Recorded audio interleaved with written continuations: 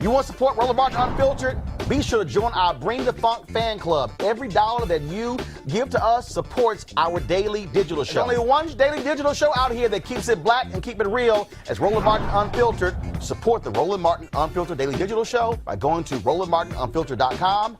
You can make this possible.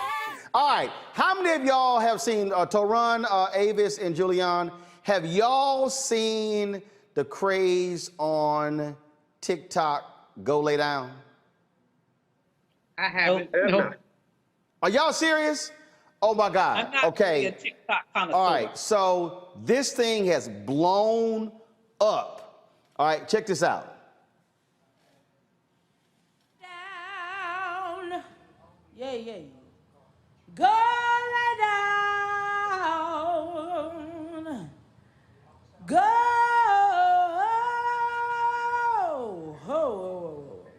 Lay down. I'm about to go lay down. I'm about to go lay down.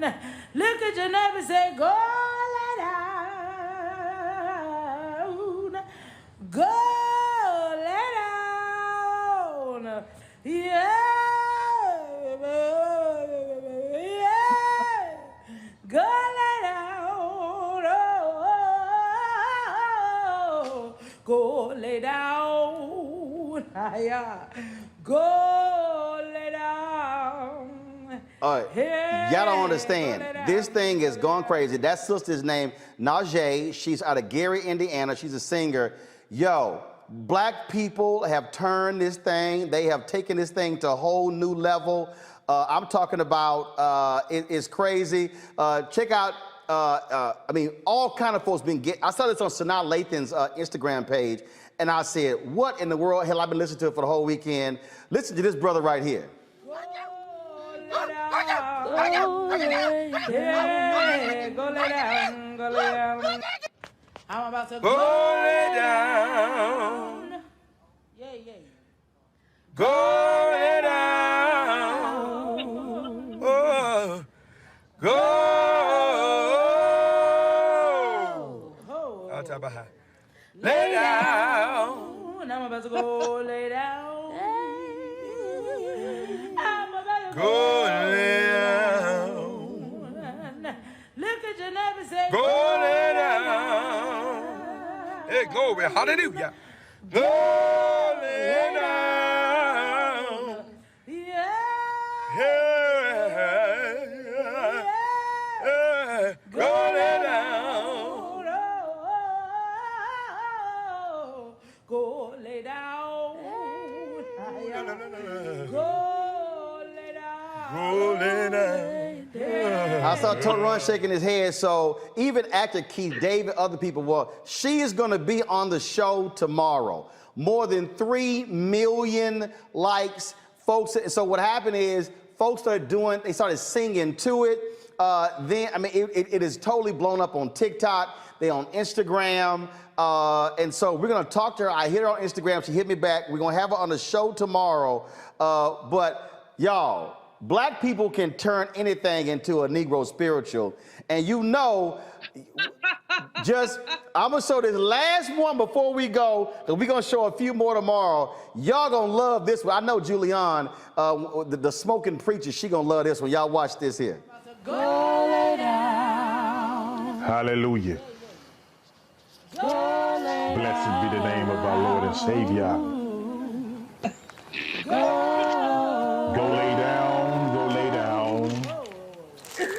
Lay down. It's getting late in the evening. I know the sun is going. If you have your Bibles, turn with me to Ecclesiastes 4:9.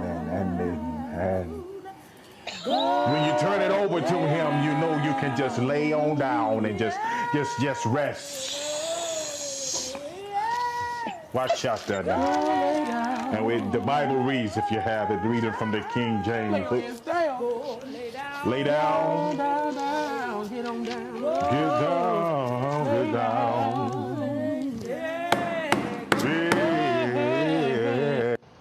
Oh! All right, y'all. We're going to have her on the show tomorrow to talk about how this thing is just totally blown up. I'm telling y'all, you put this on YouTube, y'all going to be listening to, and all they saying is go lay down.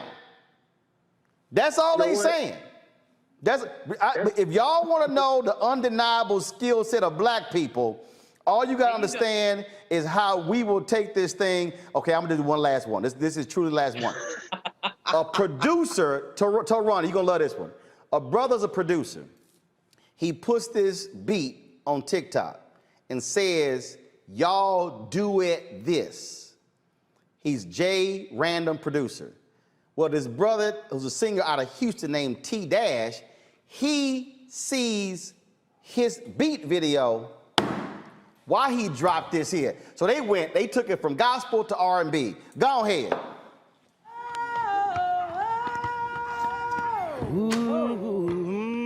Lay down. Let us go lay down. Yeah. Yeah. Lay down. Lay down. Yeah. Go lay down. Lay down. Yeah. I'm about to go lay down, go lay down. Lay down, oh. 'Cause I'm feeling it tired. 7 seconds. Been working all day and day. Oh, man. I actually hit T Dash and said, yo, man, what the rest of the song? Yeah, that was good. Come on, I downloaded that. Hey, black people can turn anything into something. Well, we're going to have Naja. Toron, go ahead. You on mute. Toron, you on mute. Okay, how about now? Go ahead. Let's go to join Going Up Yonder and Trouble of the World is the homegoing song, or homegoing service music. Oh, Doc, let me tell you something. They killed it. It's been crazy, and so we're going to have her on tomorrow. And trust me, y'all, I've been listening to that for the last 4 days.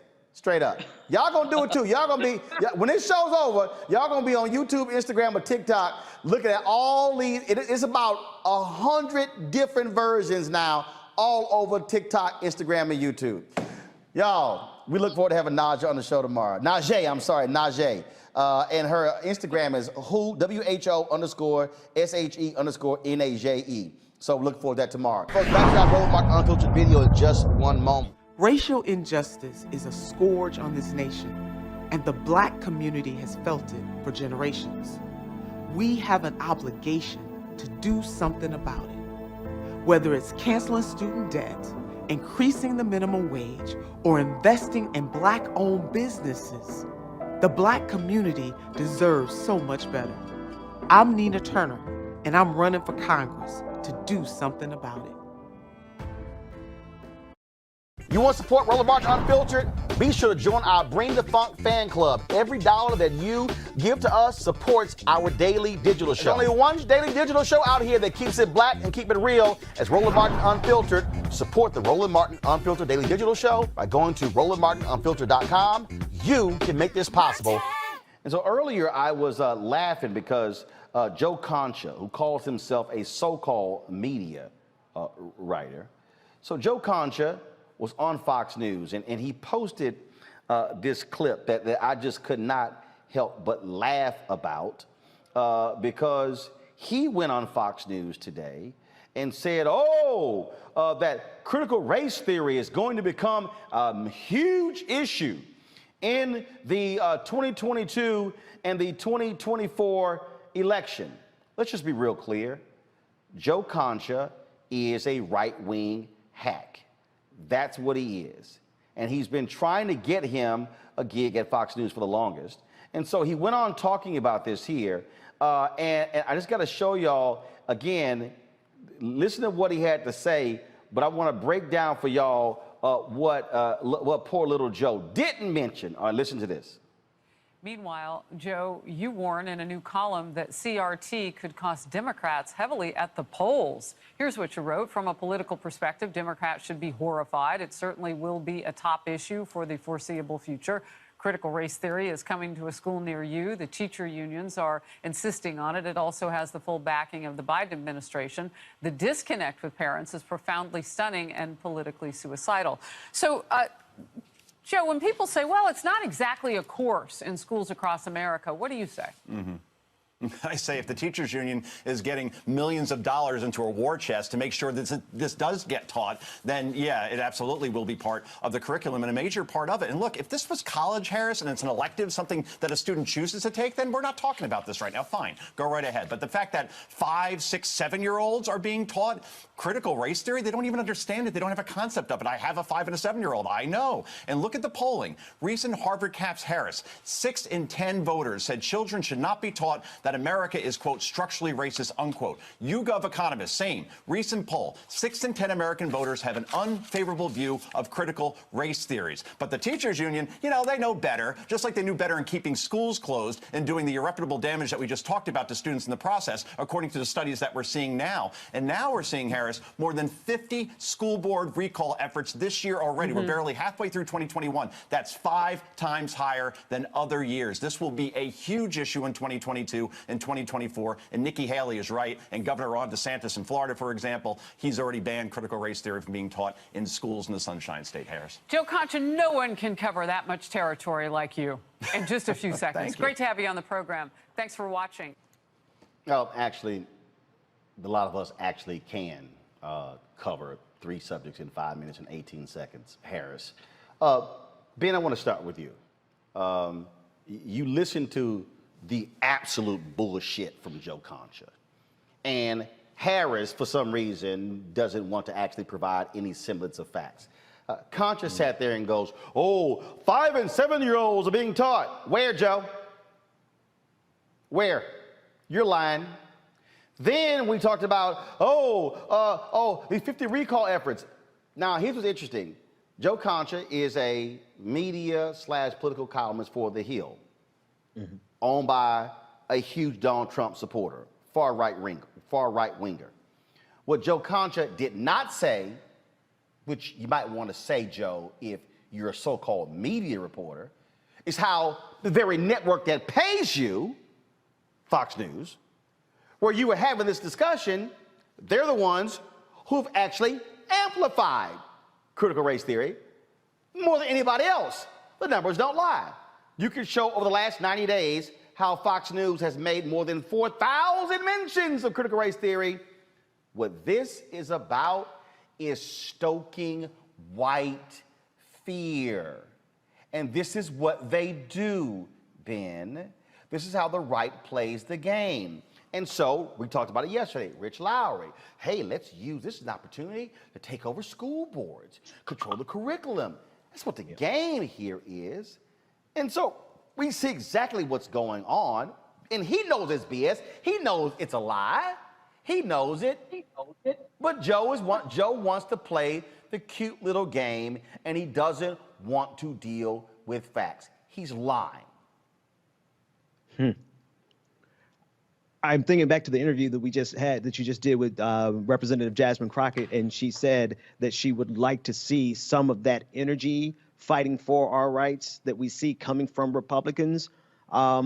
Similarly, we're dealing with a breed of politician that, quite frankly, is just sociopathic. These people are dangerous, and they will stop at nothing to get political power for their agenda. They do not care about democracy. They don't care about truth. Nikki Haley sat there with the straightest face, with the biggest, caringest, most look of concern, and made it seem like critical race theory was the #1 problem in this country, and she knows she's full of shit. That's a problem.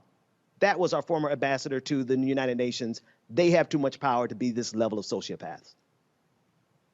See, the reason I'm calling it what it is, Mustafa, is because you have to fight fire with fire.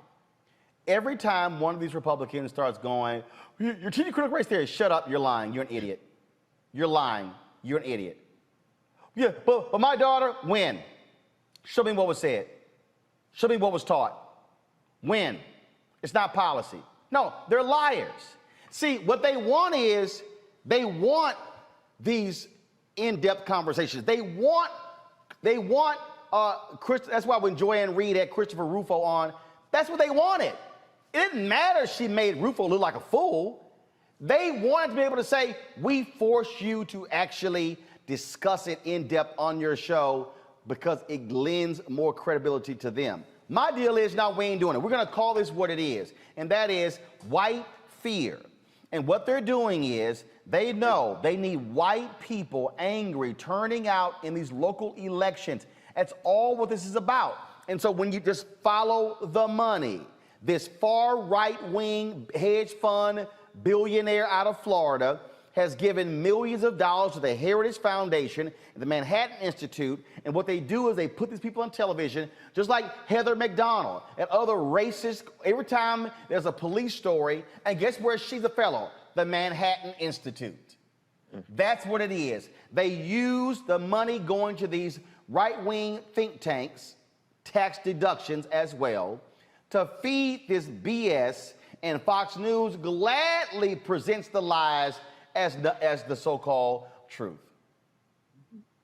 It's all a part of strategy, and that's what we hope folks really understand, that there is a strategy about disinformation, about trying to plant these types of things in fertile ground, and that means that you got to continue to water it all the time, and that's why we have to rip it out, and that's why we have to call it for what it is. And when you don't do that, because, you know, they have the AM radio stations and they have Fox News and they have a number of these other new networks that continue to repeat the same lies over and over and over again, people start to believe, well, there must be some truth there because I continue to hear it on the radio and see it on TV. And that's why folks have to call it out. You also got to understand the rest of the game. And so Nikki Haley, who is positioning herself for 2024, you know, for either the #1 or #2 position, you watch how she evolves into, you know, some of these more negative types of things that they continue to push out. They do it the same thing that we saw with voter fraud. So when you say, well, show us where the voter fraud is, they never can do it. It's the same thing with CRT actually being taught to younger kids. And here's the last part. You know, CRT came into being in the mid-1970s. So you got 50 years. And it never, people never grabbed hold of it the way that they have now, because we're now in this political season where folks need to create these boogeymen or boogie women, whatever you want to call it, so that, you know, you can get people all riled up. And, you know, they don't mind stoking the fires. They don't mind what comes out, these negative actions. We've seen these PTA meetings and these other meetings that are happening with high school officials and other, not too far away in Loudoun County, where people was bugging out and, you know, and acting crazy and talking about they didn't want their kids taught this kind of stuff, even though their kids was never taught it. So you just got to understand the game. Well, but Teresa, it's understanding the game and knowing how to fight in the game. And that's the deal here. And so you've got to be willing to sit here and fight fire with fire. When you, again, you can't reason with stupid. You can't try to be, oh, let's have common sense. No, you got to be able to say, that's a lie, and you're lying right now, and you're still lying. That's what you have to do. You have no choice. You have to counter that. And what I'm trying to get people to understand is they are desperate for a red wave. Understand what this is all about. They cannot fight Democrats on the economy. They cannot fight Democrats on the rollout of the COVID vaccine. They cannot fight Democrats when it came to the other bills. What they are doing is, we got to figure out, man, a cultural flashpoint. Yeah. Ooh, this critical race theory. Yeah, that's what it is. And so we're going to just say it's being taught everywhere. It's all over the place. It's critical race theory. It's left and right. It's in the trees. It's in the schoolhouses. It's being taught on the playgrounds. And the people on the left don't fall for the damn banana in the tailpipe. Don't give them what they want. You're absolutely right.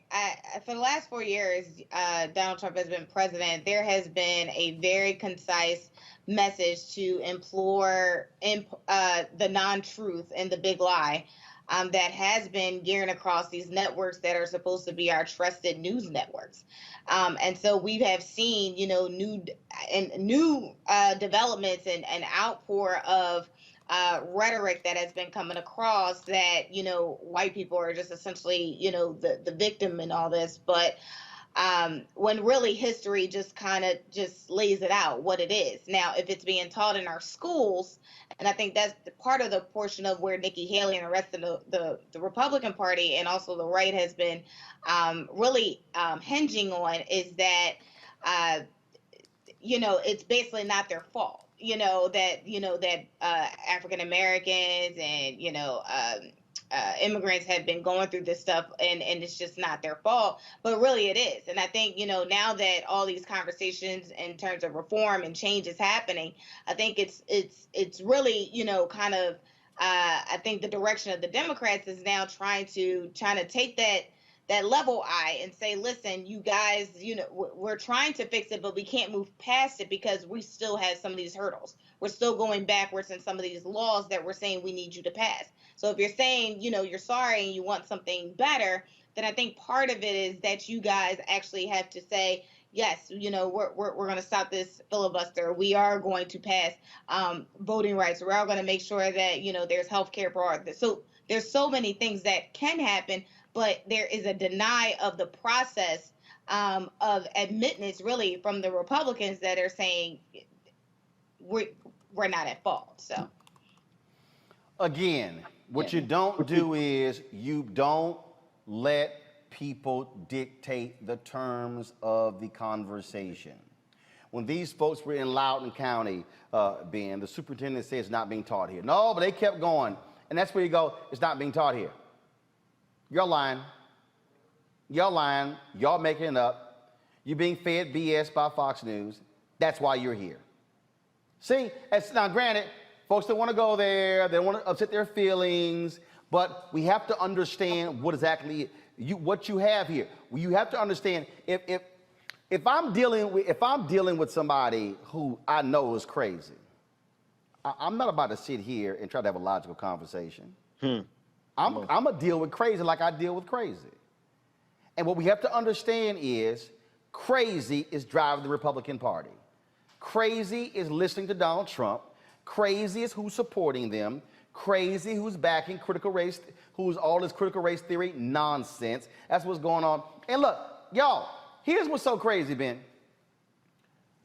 I have spent more years of my professional career in black media anywhere else. Ran 3 black newspapers, founding editor of blackamericaweb.com, news editor of Savoy Magazine, produced a major broadcasting cable network and election special in 2000. 11 years at TV1. No, 11 years at Tom Joyner, 13 years at TV1, all black owned, news director of the black owned radio station. Ben, do you know when I heard about critical race theory? I don't know. 3 months ago.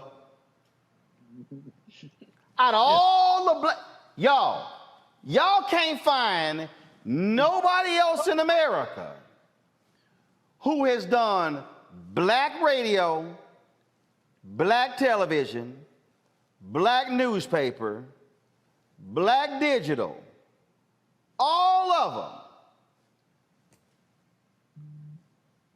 And all this time, critical race theory ain't never come up in not now conversation.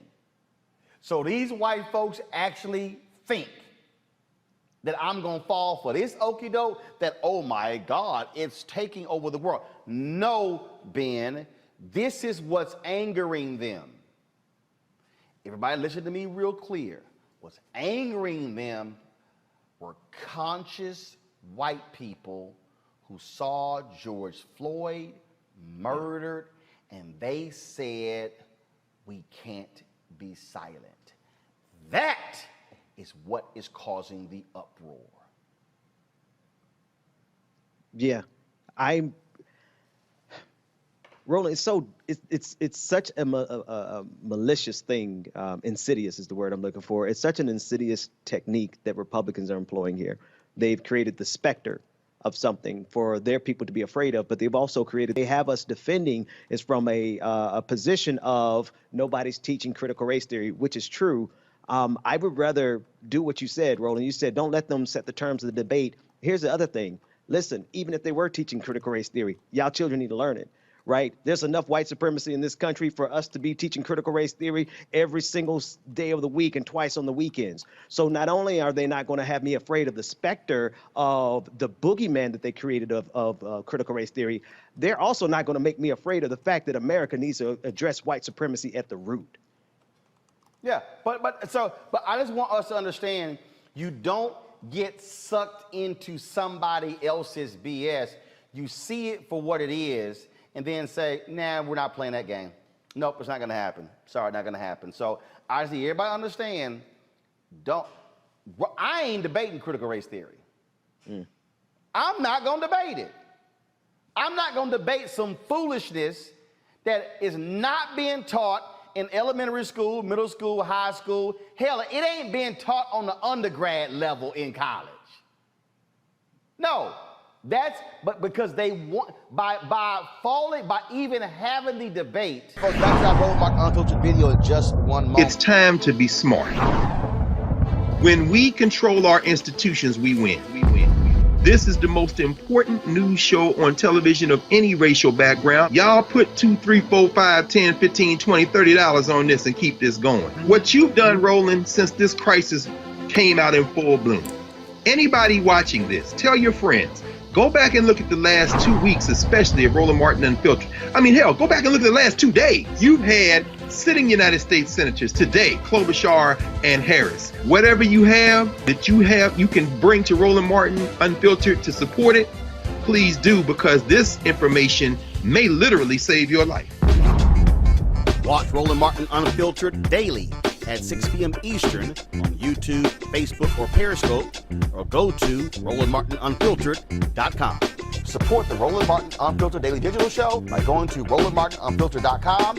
Our goal is to get 20,000 of our fans contributing $50 each for the whole year. You can make this possible. RolandMartinUnfiltered.com.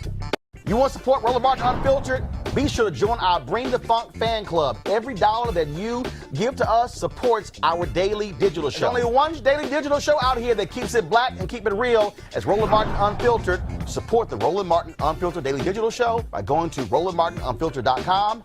You can make this possible. All right, let's go to New York, folks, where a New York police officer is on administrative leave after punching a black woman in the throat In this video, Officer Rory Spain is dragging and then punching Tyrena Edmonds in the throat while trying to detain her. Officers were called to Walmart for reports of a fight between 5 to 6 people. Once they arrived on the scene, employees alleged they were pepper sprayed and threatened by Edmonds and her sister. Yeah, watch this.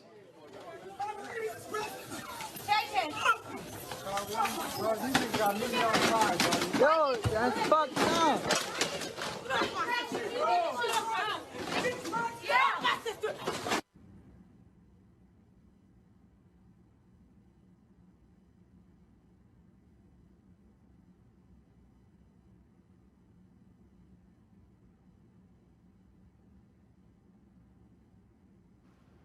Now, she is charged with second-degree attempted assault of a police officer, fourth-degree criminal mischief, second-degree harassment, resisting arrest, disorderly conduct, and obstruction of governmental administration.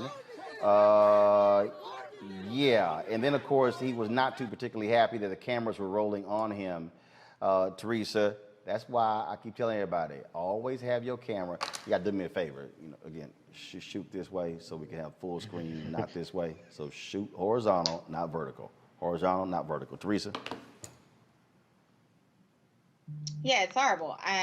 Again, you know, we're being treated like animals, thrown down like we don't pay any taxes, thrown down like we are inhuman. For the officer just to be on leave again, it's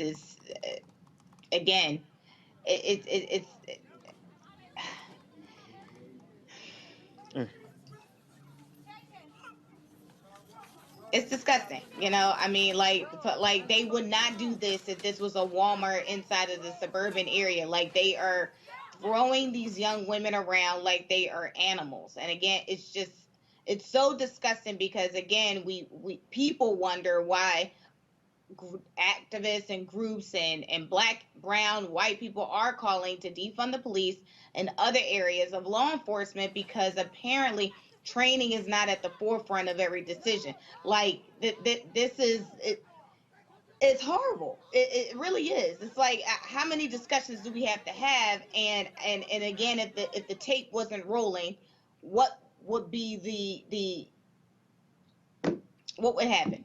What would happen? Would we even see this? You know, or would the eyewitness testimony even be in the report? Yep. I mean, that's really, and that's why. Look, you got to have cameras rolling at all times when these things happen. And yeah, you can't convince me.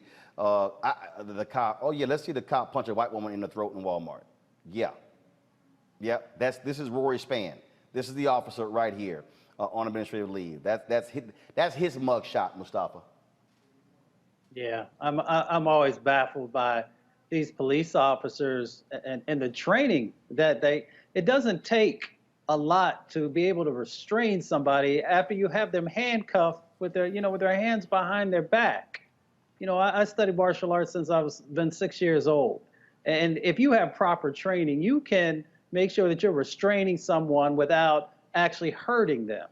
So, you know, it just goes to their first reaction in many instances is violence, right? And even with our women, they continue to do these types of actions that are unacceptable in every other community.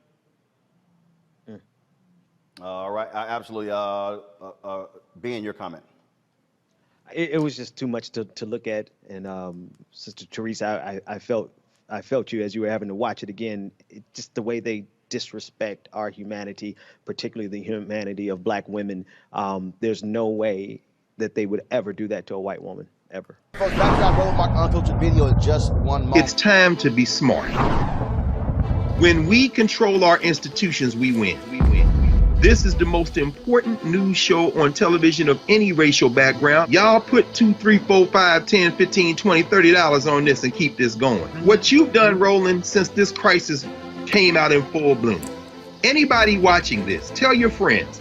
Go back and look at the last 2 weeks, especially of Roland Martin Unfiltered. I mean, hell, go back and look at the last 2 days. You've had sitting United States senators today, Klobuchar and Harris. Whatever you have you can bring to Roland Martin Unfiltered to support it, please do, because this information may literally save your life. Watch Roland Martin Unfiltered daily at 6 p.m. Eastern on YouTube, Facebook, or Periscope, or go to RolandMartinUnfiltered.com. Support the Roland Martin Unfiltered Daily Digital Show by going to RolandMartinUnfiltered.com. Our goal is to get 20,000 of our fans contributing $50 each for the whole year. You can make this possible. RolandMartinUnfiltered.com. You want to support Roland Martin Unfiltered? Be sure to join our Bring the Funk fan club. Every dollar that you give to us supports our daily digital show. There's only one daily digital show out here that keeps it black and keep it real as Roland Martin Unfiltered. Support the Roland Martin Unfiltered Daily Digital Show by going to RolandMartinUnfiltered.com. You can make this possible. All right, folks, yesterday I played at the end of the show this TikTok video that just went all over the place, and you can see it on TikTok and Instagram. It's all on YouTube. Whatever, and this is what started this whole thing. Watch this. I'm about to go lay down. Yeah, yeah. Go lay down. Go.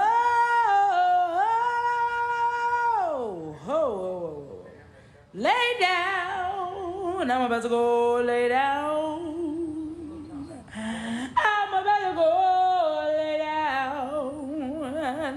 Look at your neighbor and say, go lay down. Go lay down. Yeah. Yeah. Go lay down. Oh. Go lay down. Yeah. Go lay down. Hey, go lay down, go lay down. Now, I told y'all that just led to a whole bunch of other people doing videos. There's a 20-minute compilation on YouTube of just different people with their own variations. Some folk putting music to it. Others, there's even one where the singer, Major, out of Houston, he even decided to get in on his go lay down thing. I'm about to go lay down. Yeah, yeah. Go lay down. Yeah.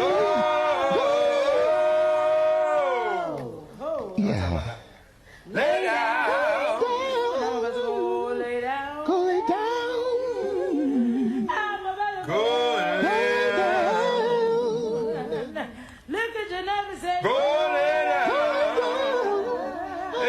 Hallelujah.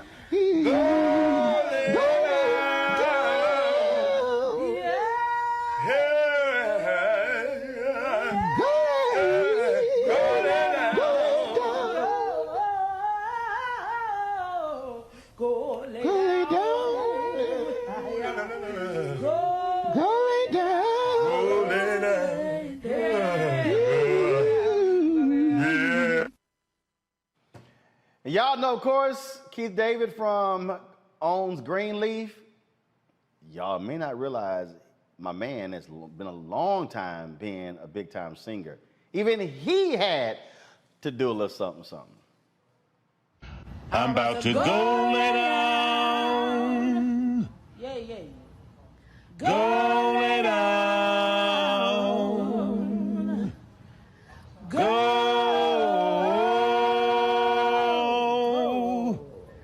Lay down. I'm about to go lay down. Yeah. I'm about to go lay down. Look at your neighbor and say, go lay down. Go lay down. Yeah. Yeah. Yeah. Go lay down. Go lay down. Go lay down. Yeah, go lay down. All right, joining us from Gary, Indiana is the sister who started this whole thing and got this song stuck in folks' head. Naja, you there? I'm here. All right, there you go. All right, first of all, so how did this thing start? How did this thing start? Were you literally about to lay down and just say, let me just go ahead and sing myself to sleep? Real life, I had just got off work, worked 14 hours, came in, got on the couch, and I'm like, real talk, I'm sleepy. So when I get sleepy, like it's giggle time. You know what I mean? Like this is me on a regular, and that's how it popped off. I always sing before I do anything. I can't help it. It gets me through the day. So you got the blanket up to your neck. You say, I'm about to go ahead and take a sleep. I'm about to go to sleep. So let me just go and record this video. And then it explodes. Now, first of all, you dropped it when? In May? Yes, May 3rd is when I did it. May 3rd, that morning, actually. And then, okay, how did it build? Did the next morning, all of a sudden, did it explode overnight? Or was it sort of there's this gradual build? So when I dropped it May 3rd, me thinking nothing of it, I'm like, all right, I'm finna lay down. Well, when I got up, my phone was like, ding, ding, ding, ding, ding, ding. I'm like, what's happening? I look and there's like people just sharing the video. By the time I woke up, I think I was over like 2,000 to 3,000 views. And they were already at probably like 100 shares. And so it died down for a minute. Then all of a sudden it shot back up again. I'm like, boy, my stomach bubbling. Like, what is happening? Like, it was ridiculous. So then after that, BB Dope duetted the video. It went from BB Dope to Beauty by Arlisha to thousands of people. Major, Gabrielle Union, Keith David, and by that time I was real faintish. Okay, so that was May, and then all of a sudden, we go to June, now we in July. Now, so when did it start where other people started saying, well, what the hell, I'm gonna do a duet? It started once BB Dope, so probably around, I say May into the beginning of June, people were already duetting. Because when I dropped the TikTok, I put duet me. So people started just randomly doing it. And then all of a sudden it just escalated and I wasn't expecting it to go this far. I really wasn't expecting nothing of it because it's my everyday. This is every day. Okay, now, was it supposed to be a gospel song? Or was that just you just sitting there playing around and then folks said, let's just take it to church? Yeah, it was never meant to be a gospel song. I just used a basic gospel theme to sing it because I'm churchy. Like, I can't help it. I'm churchy. So I was just like, you know what? I'm about to go lay down. And that's how it came out, and that's what I posted. And then, of course, it got to, folks start adding organs. They started doing other things. I still say the most hilarious one to me, if y'all got the smoking preacher queued up, y'all, this is probably the most hilarious one to me right here. If y'all got it queued up, let me know. Okay, y'all ain't got it queued up, that's fine. I got it queued up. This is I'm talking about where I just said he ignorant. Y'all go to my computer. Hallelujah. Blessed be the name of our Lord and Savior. Go lay down, go lay down. Lay down. It's getting late in the evening. I know the sun is going. If you have your Bibles, turn with me to Ecclesiastes 4:9 and when you turn it over to him, you know you can just lay on down and just rest. Watch out there now. And the Bible reads, if you have it, read it from the King James. Lay down. Get on down. Get down. Yeah. I'm about to go. Oh my man, just that I'm telling you, I hollered when I saw it last week, probably Thursday, on Sanaa Lathan's page on Yes. Instagram, and I was like, what? And then when I entered it, I saw all these renditions. I was just crying laughing. So out of all the ones that you've seen, what's your favorite? Oh, So there's one with this guy with an alcohol bottle. And he's like 3 different people. And it's the funniest thing. It's him, and then there's a girl who does one saying after she smoked her 10th blunt. Okay, I haven't seen that one. Listen, it's on my Instagram. I will shoot it to you guys. It is hilarious. She grabs all of these bags of chips and everything, and she's like, I'm about to go lay down with the bags of chips after she just smoked her blunts, and I fell out like hollering. Okay, Real life. I have not seen that one. Now what I did see was when a producer decided to drop a beat and remix your voice, and this is what he put out.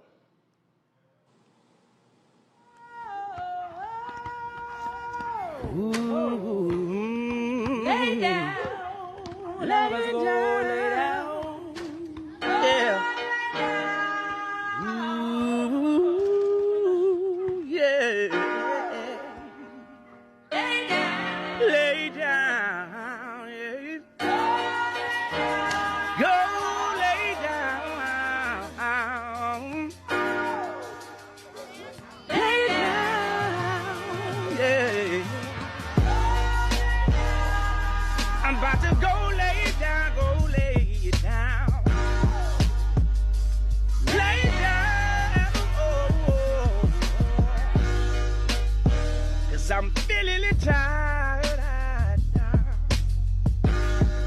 Been working all day and day. Don't lay down. Now, Naja, I want to hear the rest of that song. That producer, his name is Jeremy, is from Connecticut. He joins us right now on Roland Martin Unfiltered. Jeremy, how you doing? I'm great, thank you. How you doing today? So when you heard her sing the song, how long did it take you to say, man, I need to put something together? It was actually my fiance's idea. She was scrolling down the timeline, and she said, "Babe, you should sing for this." So I'm like, "That's a good idea." 10 minutes later, I had the chorus laid out, and that's pretty much all she wrote. So you put that beat together in 10 minutes? Pretty much, for the most part, yes. Now, Anaja, so when you heard his version, what was your response? So when I heard his version, I honestly, people had been flooding my DM, and I was trying to get to it, and I finally saw him. I said, oh, homeboy, real hip-hop-ish. He's real hip-hop-ish. Like, this is going to be amazing. So we actually... Come on, guys, switch. Actually reached out to him, and we're supposed to coordinate and get together and do some work. So the singer who was in there is T-Dash. He's actually an R&B soul singer out of Houston. Folks, do we have T-Dash? All right, y'all, come on. So we're calling T-Dash right now. So I want to pull in my panel here. We got Ben, Teresa, and Mustafa. Have any of y'all come across these go lay down videos? Ben, had you seen any of these? And I saw it, but I hadn't listened to it until just now. And sis, let me just say, you more than churchy. You got some anointment over there with that, the progressions and the runs and the minors and the augmenteds that you had in that run at the end. Salute, sis. That is a beautiful thing. And to the brother with the music, I just love seeing how many talented Black people just everywhere we look. We're just exuding talent. So God bless y'all. How about you, Mustafa? I hadn't seen straight fire. It's like, wow, this is amazing. And it also reminds me of my grandmother used to say, go lay down all the time. So I could definitely connect. Y'all are so incredibly blessed, and thank you, for touching people's spirit with that, and you know, a sense of community where folks can come in and continue to build. So thank you so much. Well, Jeremy, you said that you had been, waiting for a moment. I mean, first of all, what type of music have you been producing, and what has all of this actually led to? Well, I've been making music for a long time, like 14 years, and I haven't had any traction really. But this past week, I gained 13,000 followers on my TikTok from that video alone. So, you know, I'm thankful to Najee for that. Appreciate the inspiration. Thanks to everybody following me. Much love. So you said you said you've been trying to make a go of it. One of the folks who heard he heard Niger, he heard your beat, then he put together that version is T Dash out of Houston, and he joins us right now. So go ahead and bring him in. And so T Dash, how you doing? I'm doing good. How y'all doing? I'm doing great. So have you at any point all of this? So before I ask that question, what were you doing when you heard Niger sing "Go Lay Down"? Then when you heard Jeremy's beat, then you said, "I got to go to work." Yeah. So you know, I had been heard Nigel. You said Nigel's, right? Yep. Yeah, I had been heard hers, and I seen other people kind of do the gospel rendition of it. And then when my man's put that beat to it, I was like, wait, man. Hey, this sounding too funky right here, man. I got to do something to it, man. I got to do something to it, you know. And I was outside playing basketball, man, with the kids, and I said, man, let me go and rock this out right quick, man. And that's what I did. Niger, you got anything to say? Have you actually even communicated with T Dash or Jeremy? No, this is actually my first time seeing him besides the video. So it's really nice to meet you, homeboy. Yes. Same to you. All right. So the three of y'all, any question y'all have of one another? I'm just trying to see if y'all ready to work. We got some work to do. Hey, as soon as y'all make it happen, I'm gonna make it happen. Okay, so now Jeremy, you the producer, they singers. What y'all gonna do? So the we're vision, gonna make it happen. We're gonna make a hit. The vision that I have is we're gonna make a hit. We are gonna collab with multiple people. We're gonna show love to everybody's city because everybody's city has shown love to us with the Go Lay Down. So my vision is to show love to every city because every city rocking with Go Lay Down. Well, that is the case. But you do have different versions there. Like there's some songs where they have several different versions, you know, on an album. But I gotta say that T-Dash Jeremy one, that's a little funky there. It's different from the church version. But that thing, because I'm telling you, when I heard it, I literally hit T-Dash on Instagram and said, "Yo, where the rest of it?" Yeah, he did. And all I could say was, hey, man, I just wanted to be a part of it. It was sounding real good, man. I'm glad they did it, man. And I'm just happy to be a part of it. And I see everybody's asking for more of it. I'm like, hey, man, I can't do it on my own. It's going to have to be up to them, you know, if they want to do it. So, hey, like the song say, let's lay it down. So Niger or T-Dash or Jeremy, have any record labels talked to y'all? Have y'all heard from anybody? And you know, have y'all been communicating on social about doing something? Because you know, so how are you gonna take it to the next step? So I've had a lot of DMs and actually emails sent from certain record companies, which was pretty funny. But right now, again, my vision is to gather the people. When I did Go Lay Down, it wasn't for putting out content or any of that sort. I love to sing. I love to make music. And I love the fact that there are so many people around the world joining in to push it and have fun with it and show love with it. I've been reaching out to some other people. I did reach out to J Random, the producer, and we are supposed to talk again so we can get things started. Beauty by Arlisha, who also was a part of it. The Real T Dash, who also was a part of it.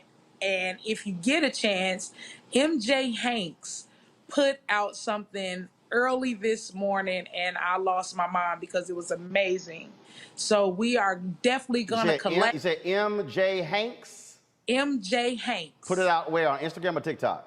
He put it out on TikTok, and I put it out on Instagram. Okay. It's MJHANKSS on Instagram. And homie did it. Like, it was amazing. And I'm trying to post everybody's thing and show what everybody's done. We've had poets. We have Ty Cage out of Detroit, who's a female rapper. Like, all of these people are showing love. And so my plan is to rock with the people. All right. Well, so while we're here, T-Dash, tell folks about your new music, where they can go check it out. Yeah, so the Real T Dash, that's on IG, TikTok, Twitter, and I have a new video that's out. One of my singles called Side Chick. That's on YouTube and everything. So y'all make sure y'all go follow me on the YouTube, which is The Official T Dash. Go check that video out. I also have my country single out, which is called I Want It All. That's also on YouTube with the video as well. So I have 4 singles that are currently out. One is called Love Train featuring Paul Wall. The other one is called Beautiful, Uplifting for the Women. And like I said, Side Chick, and my country single called I Want It All. So please go check those things out, man. And let me know what y'all think. Jeremy? What you got cooking? Everybody, you can follow me on Instagram at j.random.producer, TikTok at j.random.producer. Right now, I'm just working, trying to inspire people, trying to make the best music possible and connect with people like minds and creatives. All right, then. Wanaja, because you're in Gary, Indiana, correct? At this moment, I'm in Texarkana, Texas. Texarkana. Okay. Is that where you're based? I'm in Texarkana. Okay. Shout out to Texarkana. So you in Texarkana. T-Dash, he's there in H-Town. And Jeremy, you're Connecticut, right? Correct. Okay. All right, then. Well, look, y'all let me know what happens with this collaboration. We'd love to check it out. Y'all keep putting it out there, and it's crazy how just more versions keep coming out. And this is what Nyjah posted on her Instagram. Check it out.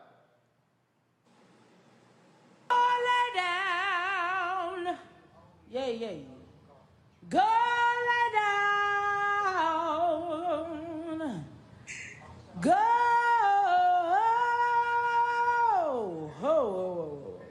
Lay down. I'm about to go lay down. I'm about to go lay down. Look at your neighbor and say, go lay down. Go. Yeah. Oh, not after she smoked the 10th blunt. Okay, that was too funny there. And when you were talking about, when you talking about the other video of the brother who put the rapid video out, I did see this earlier. I did see it. So let me go ahead and play it, y'all. So check this out. Hope you don't mind me jumping on this beat real quick. Yeah, yeah. Too good to pass up. Just want to try something a little new this time, so thought I got something to say with it. Anyways, I'm about to go lay down. I'm better go lay down, cause it's been a whole day. Got me walking out of work like yeah. I'ma turn off this track, let that Spotify play. Driving down the I-5 like get out of my way. Why is life like a never-ending test, man? I've been studying so hard, but I don't get it, man. Multiple choice, but I check C on everything. I need to clear my head, hope I do it while I'm resting. Go lay Everybody down. trying to get a little something as a part of this. And so, again, this thing is has gotten real popular. Folks, we appreciate it. Certainly good luck. Naja, thanks for creating that. And how many views is it up to now? We are at, I believe it's over 5.8 million. That's crazy. That is crazy. That is crazy. Well, you created it, and T-Dash added he added his special sauce to it.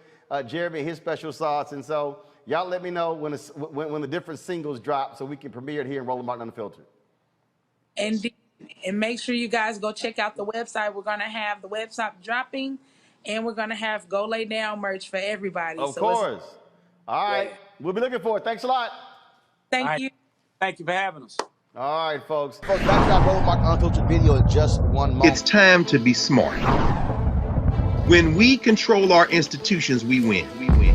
This is the most important news show on television of any racial background. Y'all put $2, $3, $4, $5, $10, $15, $20, $30 on this and keep this going. What you've done, Roland, since this crisis came out in full bloom. Anybody watching this, tell your friends. Go back and look at the last 2 weeks, especially of Roland Martin Unfiltered. I mean, hell, go back and look at the last 2 days. You've had sitting United States senators today, Klobuchar and Harris. Whatever you have that you can bring to Roland Martin Unfiltered to support it, please do, because this information may literally save your life. Watch Roland Martin Unfiltered daily at 6 p.m. Eastern on YouTube, Facebook, or Periscope, or go to RolandMartinUnfiltered.com. Support the Roland Martin Unfiltered Daily Digital Show by going to RolandMartinUnfiltered.com. Our goal is to get 20,000 of our fans contributing $50 each for the whole year. You can make this possible. RolandMartinUnfiltered.com.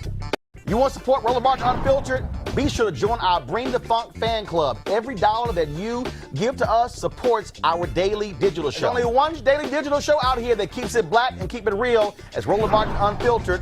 Support the Roland Martin Unfiltered Daily Digital Show by going to RolandMartinUnfiltered.com. You can make this possible. Well, Oklahoma teachers could face suspension from the State Department of Education for teaching critical race theory. The Oklahoma State Board of Education passed House Bill 1775, a bill banning teaching one's race or sex is inherently superior to another, and that anyone, by virtue of their race or sex, is inherently racist, sexist, or oppressive, whether consciously or unconsciously. The new legislation implements the suspension of any school employee that violates House Bill 1775. Schools that fail to comply will be downgraded to accredited with deficiency status and be given 1 year to rectify the issues. Meanwhile, on an appearance on the Fox News America Reports, well, the former governor of South Carolina, Nikki Haley, she puts out a call to action for every governor in the United States to ban critical race theory curriculum funding in public schools because the white nationalists are doing what they do. And they don't know anything about color. If she's white, you're telling her she's bad. If she's brown or black, you're telling her she'll never be enough and she'll always be a victim. That is harmful for the very well-being of our children. I mean, I remember getting teased on the playground when I was younger in rural South Carolina. And my mom would say, your job is to show them how you're similar, not how you're different. We don't need to go and do what's happening on college campuses now to our children in kindergarten. Every governor in the country needs to ban funding for critical race theory. Governors can decide this. They decide which money they take from the Department of Education. Don't take this money. This will have effects that will go long-lasting into our kids. They don't need to be judged from the second they walk into school. They don't need to be told which label they are when they walk into the school. We need to treat kids as the opportunities they're going to be to fix America, not break them before they start. All right. Folks, let's be real clear here. Nikki Haley is full of crap. Full of crap. What I need y'all to understand, and I've been telling y'all, and see, y'all gotta understand the Republican strategy. They sit in a room and concoct bullshit. They then circulate it amongst their people.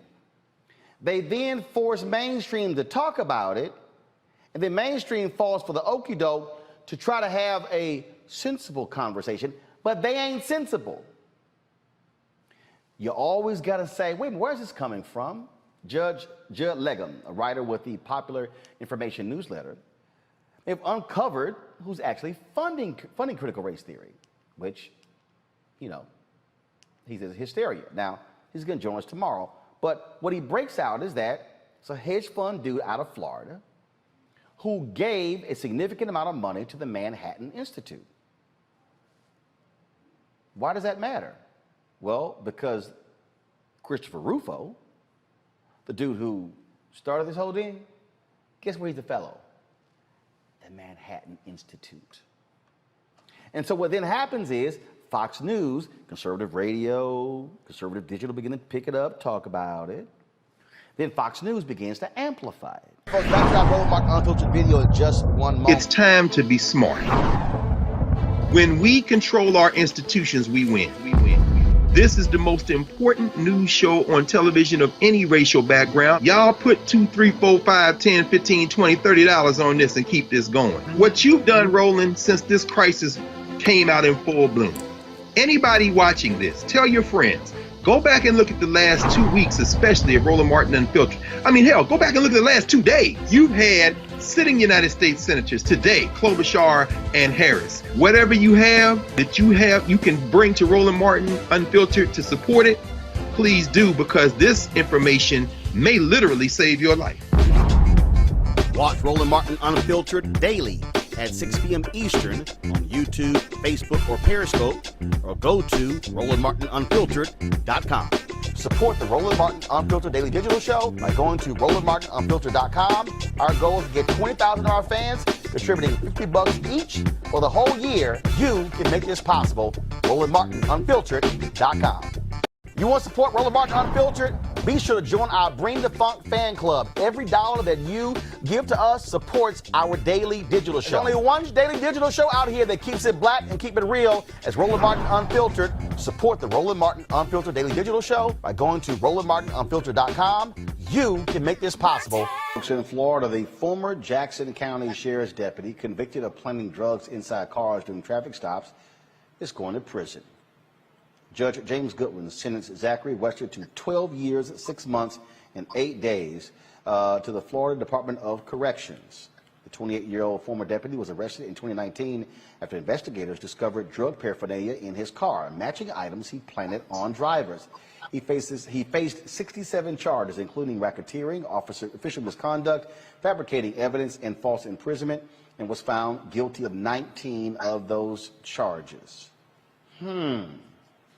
Ain't that something, Robert? You know, it's about time, and I think people have to understand how pervasive this is in law enforcement. Me and Harry Daniels, who was on the last case, me and him worked on a case out in Carroll County, Georgia, where they mistook I believe it was a broken tooth, and they claimed it was crack cocaine. So things like that happen in law enforcement all the time. So we have to stop rushing to judgment often on cases. We have to provide an independent method by which individuals can challenge the discovery process which takes place in their case, and also challenge police procedures. Look at chain of custody. Look at what exactly happens between the time someone is arrested and when that evidence is presented at trial. And often, particularly when individuals cannot afford private counsel, those inquiries are not made. So I'm glad this happened in this case, but I think it gives us more reason to look into policing nationwide and understand that when we talk about police reform, we're not just talking about not getting shot or beat by the police. We're talking about reforming the way that policing is done in this country, reforming the incentive process, reforming the training process for law enforcement, so we can have actual just results, not simply results by fiat or by an individual officer. And we always say it's one bad apple, but the saying isn't one bad apple and everything's fine. It's one bad apple rots the bunch. So we have to get the bad apples out. It's one of the reasons. Yeah, but wait a minute now. Wait a minute. Hold on. Who are we hiring for these jobs? You're right, Robert, but who are we hiring? We hired somebody, or the police department there hired somebody, Roland, who actually engaged in systematic corruption and was so committed to the proposition that he carried the planted drugs and paraphernalia in his police car in anticipation of planting these items in regard to cars that were stopped. Here again, who are we hiring? there's got to be a reform of the hiring process. But more importantly, he might be one of the dumbest criminals because he kept the things that he was going to plant in his police car versus in a separate car or in his home. So every day that he went to work, he kept them in his car because he was committed to planting those drugs and that paraphernalia on public citizens who may have run a red light or may be illegally parked. That's unbelievable. Well, it's not unbelievable because we've seen other stories like that as well. It's just still unbelievable, just crazy. Well, Look, and go ahead, Robert. Well, I was going to say, just like Dave Chappelle said 20 years ago, just sprinkle some crack on them. And that's just what they do. Right. Just have it in the car, just wait, just in case, sprinkle some crack on them. But here's the thing. The three of us believe this occurred, right? The people who don't look like us, who see the police as there to protect and serve, officer-friendly, you can't convince them that this is pervasive in the police department. They will say one bad apple. But one bad apple means you got a whole bad orchard. But they won't believe it. They just think it's a one-off, as opposed to people like the three of us who have seen the stories but lived it. Many of us have lived it too and seen that type of corruption. And this is why we do these stories. Back to our Roland Markie Unfiltered video in just one moment. Racial injustice is a scourge on this nation, and the black community has felt it for generations. We have an obligation to do something about it. Whether it's canceling student debt, increasing the minimum wage, or investing in black-owned businesses, the black community deserves so much better. I'm Nina Turner, and I'm running for Congress to do something about it.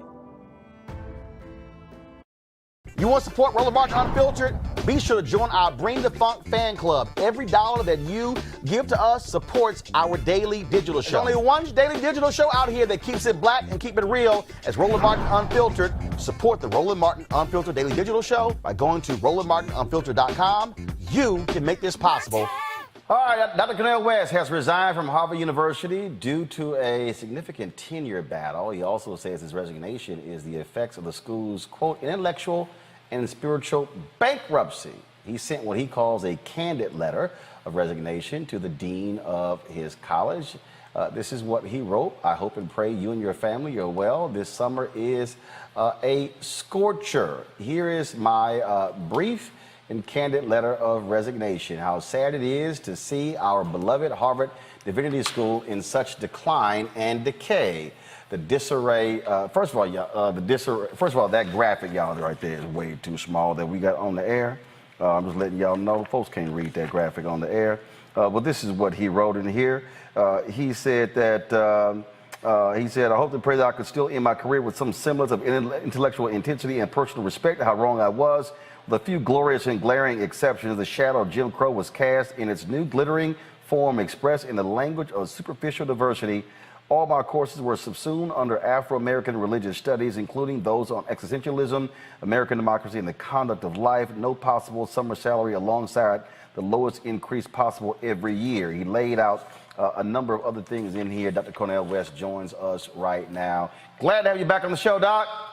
Brother, it's always a blessing to see you. I like that shirt you're wearing, A Alpha Phi Alpha. I'm talking about Martin King Jr. I'm talking about John Hope Franklin. I'm talking about Donna Hathaway and Duke Ellington. But that's just a few of the brothers. Roland Martin, Clifton West, my father, Cornel West, myself. Good to see you, my brother. Well, you know it. Knowing you on, that's why I went ahead and rocked the pinstripe black and gold today. Even got the matching pinstripe shorts, but it's all good. You got the pinstripe working, no brother. Yes, sir. Yes, sir.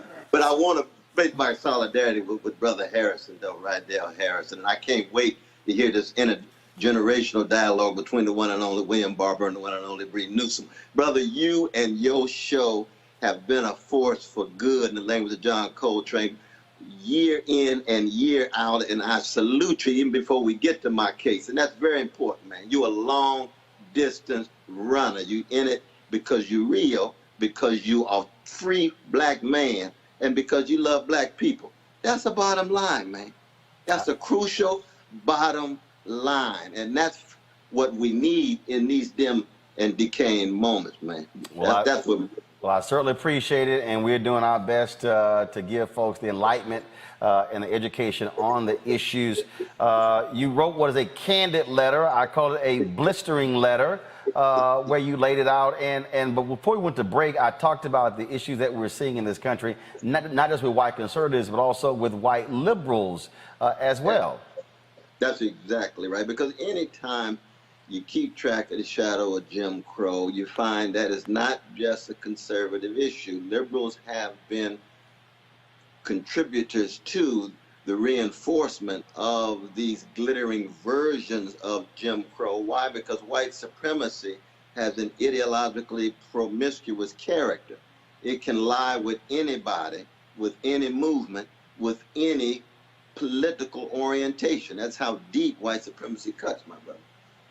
And what folks have to realize is that when we talk about these institutions, when we talk about white supremacy, the operative word in white supremacy and white liberal, white conservative is white. What trips me out is sometimes folks don't want to be honest about this and challenging people on this issue. So somebody could call themselves allies. Somebody could put kente cloth on. They can show up at the Black History Month program, but in their actions, it really speaks to how they stand. That's exactly right.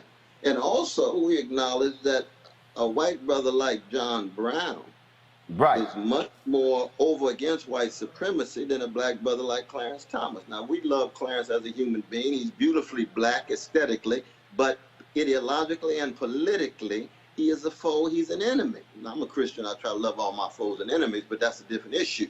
Politically, black people can contribute in a significant way to the reproduction of white supremacy. There are white brothers and sisters who fight over against white supremacy, the William Kunslers and the Ann Bradens and Rabbi Heschels. I mean, these are folks saying racism is Satanism. They're willing to die with Martin and with other black groups. So that when we talk about white supremacy, we're talking about actions, deeds, ways of being in the world, and people can choose to be over against it no matter what color they are, even though for every white brother who's John Brown, he got thousands of cousins who never got the memo.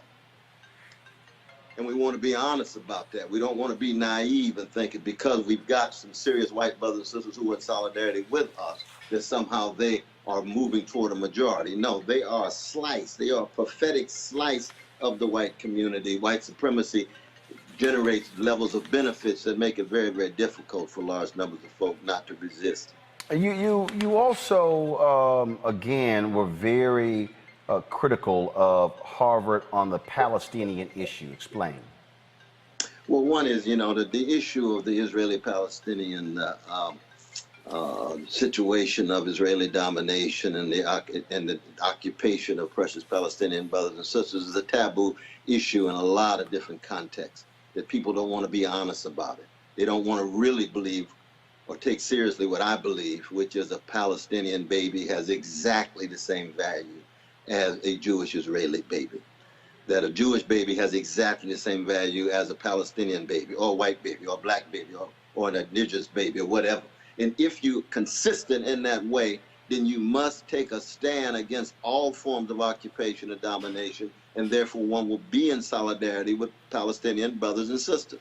And to make that stand and to be honest about it and to be vocal and public about it can get you in a whole lot of trouble. People say, oh, West is anti-Semitic. West must be anti-Jewish. No, there's Palestinian occupation of Jewish brothers and sisters.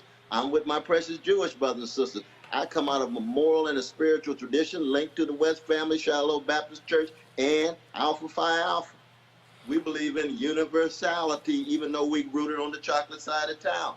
And we're concerned with human beings across the board, made in the image and likeness of God. And therefore, we look at the world through moral and spiritual lens that has strong political consequences. And that's why we're critical of politicians, no matter what color they are. We're critical of people who drop drones, no matter what color they are. We're critical of governments that promote militarism, no matter which continent they're from. These are moral and spiritual issues. And therefore, you're willing to get in trouble, you're willing to be misunderstood and misconstrued, but in the end, You and I know, brother, because I know you coming out of Jim Crow, Texas. And my mama came out of Jim Crow, Texas. Jim Crow, Texas produced some high-quality folk tied to morality and spirituality, telling the truth about suffering, no matter who they are. But we begin on the chocolate side of town. We begin with our mothers, our fathers, our cousins. We begin with black folk. But our love and our commitment to justice spills over to our indigenous peoples, our Spanish-speaking peoples, our poor whites and working-class whites, as well as a whole host of others in the Middle East, Africa, Haiti, Guatemala, Argentina. That's what it is to accent the best of a great people, and that's black people. We ain't never, ever found a people in the modern world who have to deal with 400 years of hatred and keep dishing out love warriors and freedom fighters and wounded healers and joy spreaders. That's who we are, black people at our best. And we intend to hold up that bloodstained banner and be faithful unto death. I'm going to bring in my panel now for questions. I'm going to start with one of your academic peers, Dr. Niambe Carter, Howard University Political Science Department. Dr. Carter, your question for Dr. Cornel West. Well, I don't know that I would say peer necessarily. I mean, you know, we're talking about, you know, an intellectual icon here. He a professor, you a professor, yes, he your peer. Okay. Well, I will say, Dr. West, thank you for joining us. And I do have a quick question. Why go back to Harvard after you left them quite, you know, spectacularly before?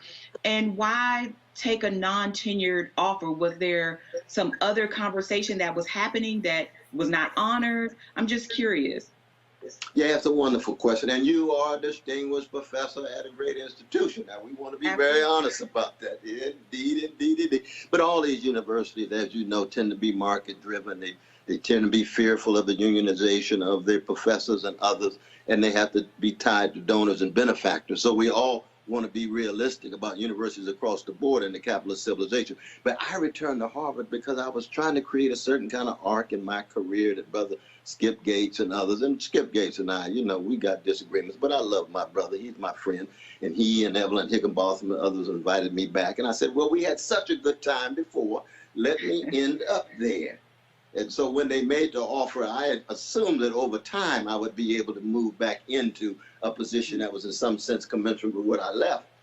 But I just thank God. And as you know, this is not really about me. This is about people, especially black folk in workplaces and colleges and universities all around the country who are not respected as they ought, who are too often devalued and dismissed, you see, and they get mistreated. And sometimes they got to go silently into the night. But I'm not going silently into the night. And I'm not speaking on behalf of myself. I'm just speaking on behalf of truth and justice for all professors, especially black professors who come out of a great black intellectual, musical, cultural, spiritual tradition. And we're trying to keep that tradition alive no matter where we are. Community colleges, universities, and so forth. And I must say that in many ways, some of my greatest moments have been as a teacher in a historically black institution called prisons. That I've been blessed to teach in prisons now for 44 years. And to be pushed by those brothers, to be unsettled by those brothers, to be in dialogue with those brothers. We read Plato, Du Bois, we read St. Augustine, Toni Morrison, we read Samuel Beckett, and we listen to Curtis Mayfield, because I don't go anywhere without listening to Curtis Mayfield in the classroom. Why? Because he's a genius. Because he's talking about the truth, and the condition of truth is to allow suffering to speak. Because he always brings the tradition with him, that love supreme that his fellow musician John Coltrane was playing about. See, that's the tradition that we need to keep alive in these moments of spiritual decay and moral decrepitude. Thank you. Faraji Muhammad, your question for Dr. Cornel West. Dr. West, it is certainly an honor and a privilege to have the time to chat with you for a moment. I wanted to get your thoughts on this. We're really seeing we're in a unique time when black scholarship is really under attack, and you spoke a little bit about this. Should there be a mass movement of black intellectuals and scholars like yourself and others to move away from predominantly white institutions, PWIs, and take that brilliance to HBCUs to strengthen and add value to those learning institutions? Ooh, wonderful question, and I salute you, my young brother, because I'm telling you, one of the reasons why I exist as an OG is to make sure this rich tradition flows through the young brothers and sisters. Of course, the professor's a young sister too, but you look even younger than her, but we won't get into that right now. But the point is this, the question is this, that we need to go in places where we are respected and where we can be empowered. You see, now I don't believe that every black institution of higher learning is respecting black folks the way they are. They got to earn it. We know that they've produced some of the most magnificent figures, the Toni Morrisons and we can go on to the Stokely Carmichaels and others. But just because the institution is a black institution doesn't necessarily mean that they are specializing in the empowerment of black folk, because sometimes white supremacist ideologies operating in those black contexts. So I think, yes, I believe you're right. We need to go to places where we can empower one another no matter what. There's no doubt about that, and that includes the Howards and the Spellmans. My dear sister Ruth Simmons, towering leader, Prairie View. I was glad to be there just a couple of years ago. I'm here in Baltimore. I'm sorry, I was just saying, I'm here in Baltimore. So you got the great Morgan State.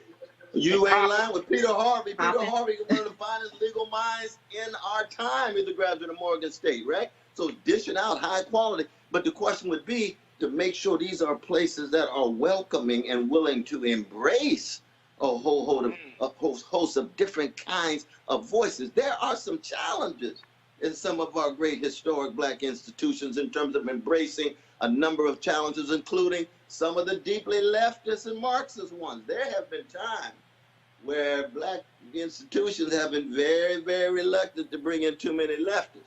Why? Because they got people on their board of trustees that make it difficult for them to want to be too inclusive given the money flow. Now, this is not all black institutions, but what I'm saying is when you talk about the structural and institutional forms of black and white universities, you will find differences and you will find similarities. We haven't even got to talk about envy and resentment, which is a human thing, which is at work all the time.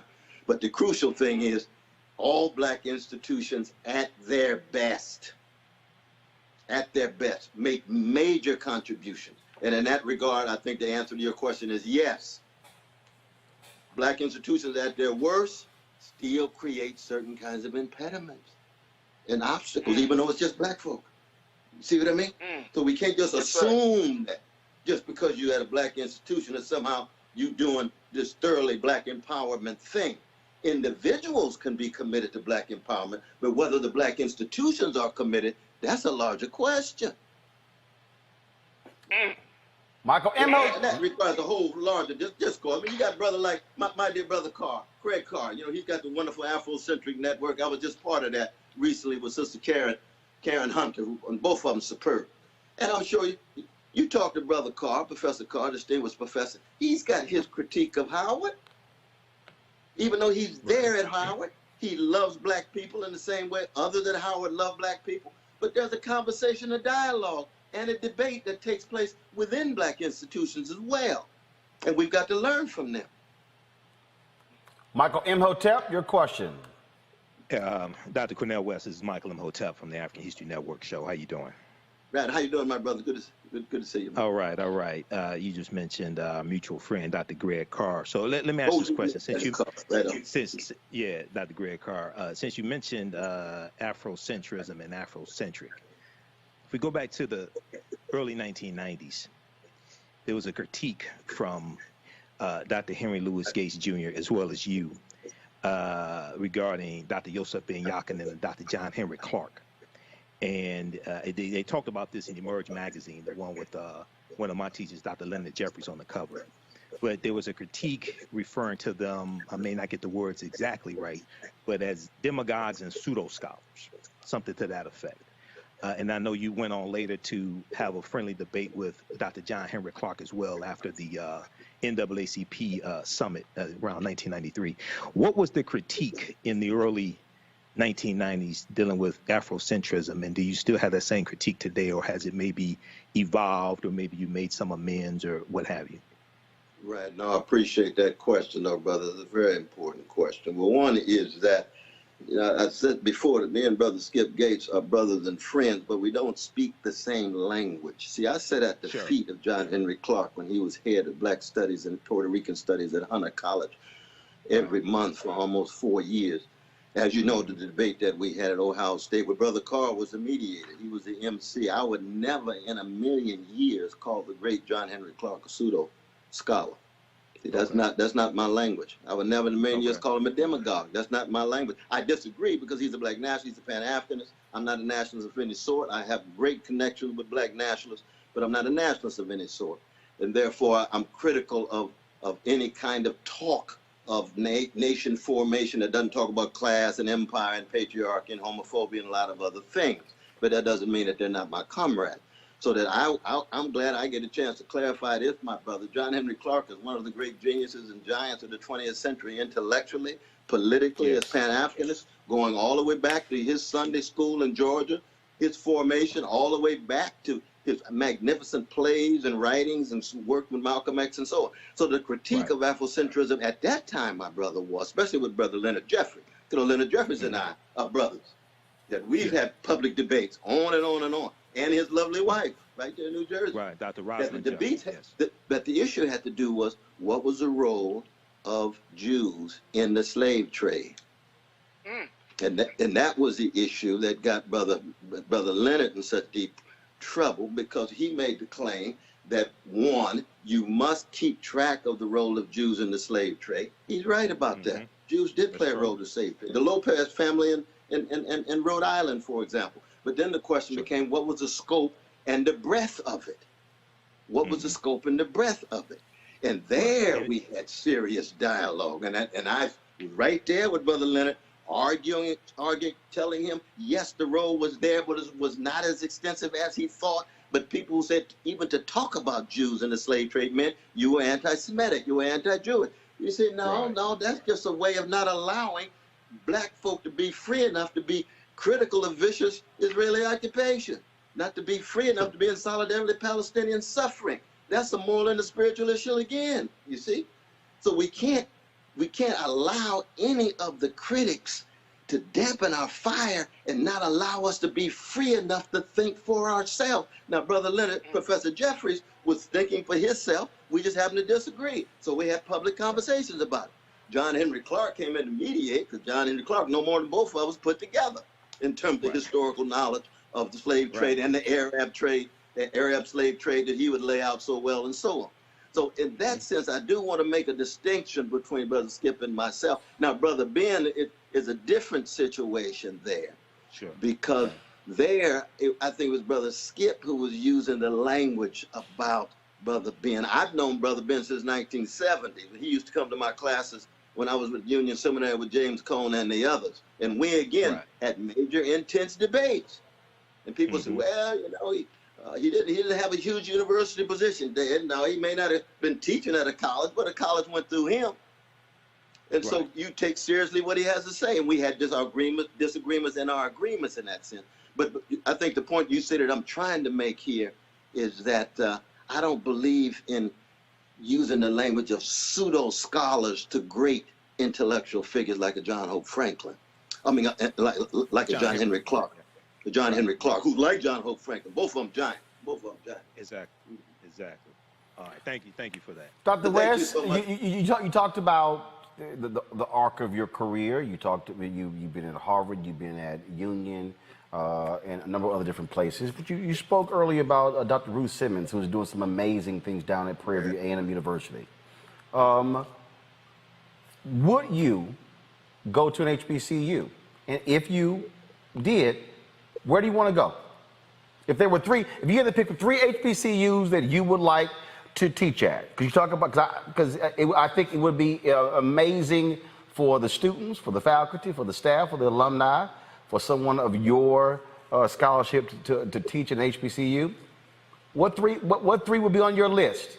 That's a wonderful question. You know, for 20 years, I did a black college tour every spring when I was head of Black Studies at Princeton with Sister President down there, that we had an exchange program where we brought up students from Morehouse and Spelman to Princeton, and Princeton went down to Spelman and Morehouse.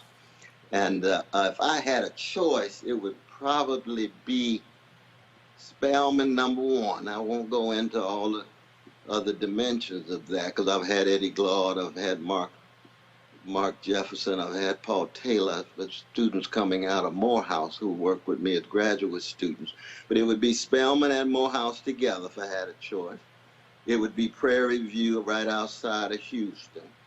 And probably Alabama State. I've had magnificent experiences with folk in Alabama State. Now, my challenge is that I'm a California brother who does like to live on the East Coast, way up around New York, Harlem, Brooklyn, and so on. So the closest would be Cheney State. The closest would be Lincoln University. I've been to all of these places. And I must say, Howard, I love so deeply. I mean, brother, Professor, Dr. Reverend Bernard Richardson has had me for 31 years to speak every spring at the Howard University Chapel, the Rankin Chapel. And so I have a very rich relationship with the students and faculty there every April for over 30 years. So those are part of my experiences that would lead me to highlight those three, I think, my brother. Okay, so at you, at the moment, I'm going to be right on the edge of Harlem, living on 110th Street at Union Theological Seminary, and as I move into my 70s, I still want to keep swinging because it don't mean a thing, and if it ain't got that swing, and that swing got that love and justice. But I gotta press you. I know you really like that East Coast, but you named three. So and yes, although I'm a Texas A&M graduate, Prairie View is a part of the A&M system. So what you're saying is, if I made a call to Sister Dr. Ruth Simmons. And she's doing some amazing things. And if Dr. Ruth Simmons puts a hell of an offer on the table, could that pull you from the East Coast to come on down to Prairie View A&M University? Well, brother, I got to ask folk to pray for me on that one, though, because the move from Harlem to outside of Houston is a move for a brother who's 68 years young. I got you, but you had three on your list, and I'm just saying. I was looking at it through the lens of my heart. I mean, I love ATL. I love A-Town, right? Would I move to A-Town with my precious son down there? I get a chance to spend time with him. That's magnificent. Would I move to Atlanta from 110th Street? I need folk to pray for me on that now. Just go down to Spelman and Morehouse. Because you talk about family, you talk about loved ones. You're not just, just plopping down. But my heart, and then Alabama State. Now, oh, they got some good folk there as well. But what I'm saying is that we can be forces for good in whatever context we choose, and we must never downplay or devalue the richness and the magnificent contributions of our black brothers and sisters at historically black institutions of higher learning. Okay, all right. So let me narrow this down. And I know I got my guest from Oklahoma. Y'all just hold on 1 second. So, all right. So let's say, so you got Morgan State and Baltimore. That's 4.5 hours from 110th Street. That's true. Yeah. Everybody talk about Howard and the Mecca, okay? But you got Virginia Union. You got Virginia State, Norfolk State. You got Hampton. So let's say, okay. So if I call our Alpha brother, who's the president of Morgan State. Yes. And if Morgan State put something on the table, could they lure Dr. Cornel West to Baltimore? Well, in the name of the genius Billie Holiday of Baltimore City, if I get a call from Morgan State, I'm going down to give a lecture, to be in dialogue, to learn and to present. Now, whether I stay for a year or 2 or 3, I'd have to have folk praying for me to check that out and see. But if I get a call, especially from my Alpha brothers, you know me, Brother Roland, I'm coming down. Okay, so all right. So if David Wilson, if Brother David Wilson made that call, because see, I'm trying to get you I'm trying to get you to one of these HBCUs, so I'm trying to work this thing out. Lord. I'm trying to work this thing, because, you know, there ain't nothing but a phone call. In fact, I'm looking for his number right now. I was going to call him on the air. So you don't see, Doc, you got to understand. That ain't nothing to me. That ain't a problem. So I'm just letting you know that's a phone call. But so there's a lot of HBCU folks watching. So how about that? I'm gonna do it this way. Okay, I'm gonna do it this way. If y'all are Morgan State graduates of fans, Prairie View graduate states of fans, Alabama State, and I'll throw in Morehouse Spelman. I want y'all to start an online social media campaign to see who the most folk can vote to get them to campus. So I'm telling you, Doc, because I'm telling you, I believe, you talk about the arc of your career, I believe that, everybody talk about Ta-Nehisi Coates and Nicole Hannah-Jones, coming to Howard. Folks, look, you've had Pulitzer, Dwayne Wickham has brought 4 Pulitzer Prize winners to the School of Journalism there as well. And I have said this. And people thought I was lying. I said, we build this show and this company that we're building, I said, if we build this thing to a $50 million a year company, I said, every year, I said, we will create a School of Communications on an HBCU campus with a $3 to $5 million a year donation. And I believe there are several, at least 5 in different parts of the country. To me, that's the level of commitment that we need, because I think what has to happen is we have to be able to take the knowledge, take the expertise, and build it, because I believe we got to have 1,000 Roland Martins, 1,000 Cornel West, 1,000 Niambe Carters in order for us to move to the next generation. Because I keep thinking generationally. And that's my thing. I'm not thinking singular because we all have an expiration date. We got to be thinking generationally when we talk about how to build our community. But keep in mind this, though. The last thing I would want would be to go down to a school and be some kind of marquee figure with money coming more my way than the money going to the professors who have been working there day in and day out, year in and year out, decade in and decade out. They have been the ones who have been producing the Roland Martins, the Irene B. Wesses, the Clifton Wesses. My parents went to Fisk. That they're the ones who love the folk enough, and that they deserve both the focus and the monies and the resources. The adjunct professors who are unionizing, we ought not to respond by crushing them the way they're doing at Harvard and too many other places. No, they need to be empowered. So it's not just about just one individual or a few individuals. It's about the magnificent faculty that has been there all of these years who produce. See, I got one for you. And the Roland Martins and I got one for you. The black sisters yet coming out of Spelman. I got one for you. So if they draw you as a part of it, you negotiate an increase for everybody else. See, Doc, I'm telling you. Look. Hey, let me tell you something right now. Look, I signed on to be a scholar in residence at Fisk. They got me doing 4 lectures. Fisk, I ain't coming there just to give 4 lectures. Yeah. I got bigger plans. Y'all gonna know that when I get there. But they sent me the schedule. I ain't going just to give 4 lectures. I'm not gonna spend just 4 days. I got some other things I'm planning on doing. I'm just letting y'all know right now ahead of time, Fisk. So that's what I'm saying. That's what I'm saying, Doc. So let's. But they can even do that. They can do that without an older brother like me. They can say, look, Brother West, will you come to give a lecture? And as part of that, we're going to give a major investment in faculty to free them up time so that they're able to do more of the research, and at the same time put the students more and more center stage as the professors and the faculty are empowered financially, temporally, and so forth. In the end, that's much more important, man.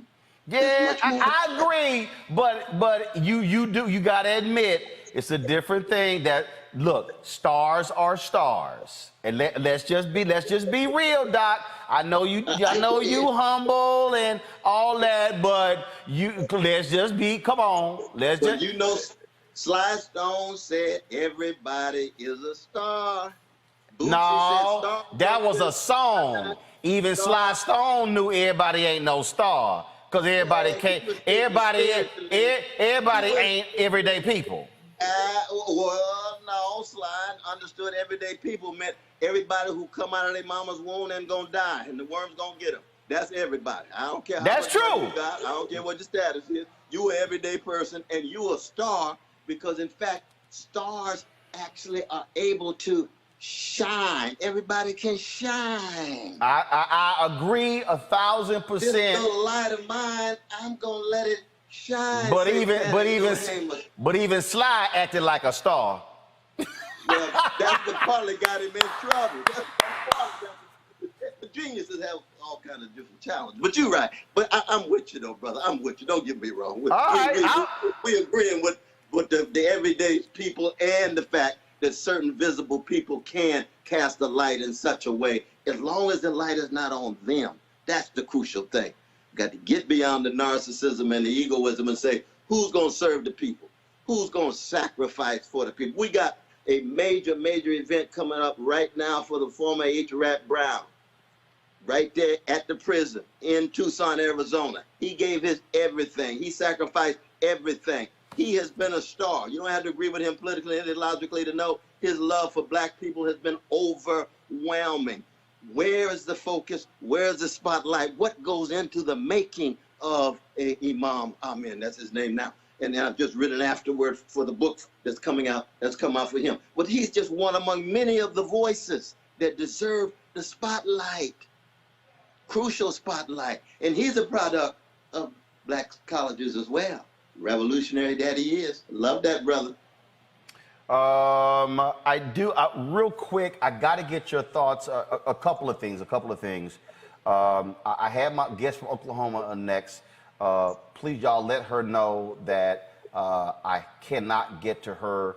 Doc, I got to get a quick comment from you, but also breaking news, legendary rapper and DJ Biz Markie has died. I texted his wife, and he has passed away. And so I wanted to give that news to our folks real quick. Of course, there were reports saying he died about 3 weeks ago. I had to shut those down. He had not passed, but his wife did just text me back, and Biz Markie has indeed passed away. Doc, I need to get your thoughts on these crazed white folks in this country over critical race theory and how they're using it for the purpose of trying to take anything with diversity and tie it to that because they want to shut anything down dealing with race and diversity. Brother, I believe we're all fallible human beings. No one of us have full possession of truth, capital T. But anytime free black people raise their voices, you're going to get white backlash. And Sister Nicole Hannah-Jones, she's a free black woman. She's a brilliant woman. The way she's been treated is despicable. And when she raises her voices along with the cacophony of voices in 1619 Project, that it must be not only taken seriously, but is a crucial, central part of any conversation about what America is, how it came to be, and how it is now. And you can't talk about that story without talking about the centrality of white supremacy, the centrality of predatory capitalism, the centrality of the land that was stolen from indigenous people, the centrality of the ways in which the economy develops, and the ways in which they have tried to dominate, subordinate, control black peoples, black minds, black hearts, black souls, and black organizations. So that anytime you get free black folk raising the quest for truth, and the condition of truth is to allow suffering to speak, you're going to get white backlash, and much of it white supremacist backlash. That's what's happening now. We shouldn't be surprised, brother. Never be surprised by evil. Never be paralyzed by despair. We got to keep on pushing the way Curtis Mayfield taught us. Dr. Cornel West, it's always a pleasure to have you on the show. You're welcome back anytime. I always enjoy our spirited conversations. And folks, they're just as animated and intense off air as they are on air. Love you and your interlocutors and those wonderful voices. And you know, brother, anytime you call, I come running, my brother. I appreciate it, Doc. Thanks a lot. Take care. And I'll see you soon at HBCU.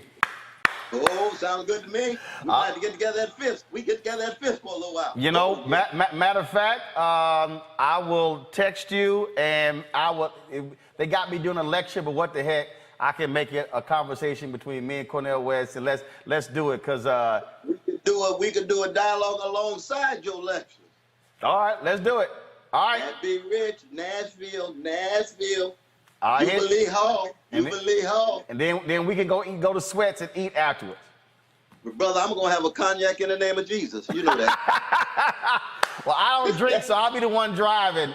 That's cool. And I just gotta remind you real quick, y'all don't realize in Houston, the Plan of the Million Man March, y'all.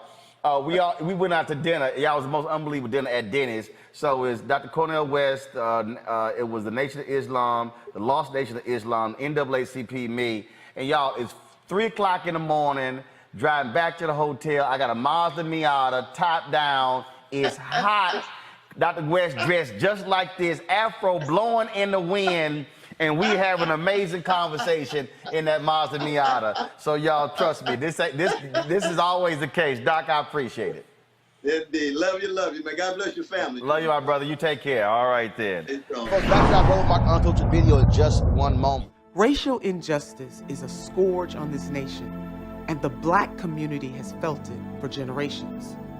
We have an obligation to do something about it. Whether it's canceling student debt, increasing the minimum wage, or investing in Black-owned businesses, the Black community deserves so much better. I'm Nina Turner, and I'm running for Congress to do something about it.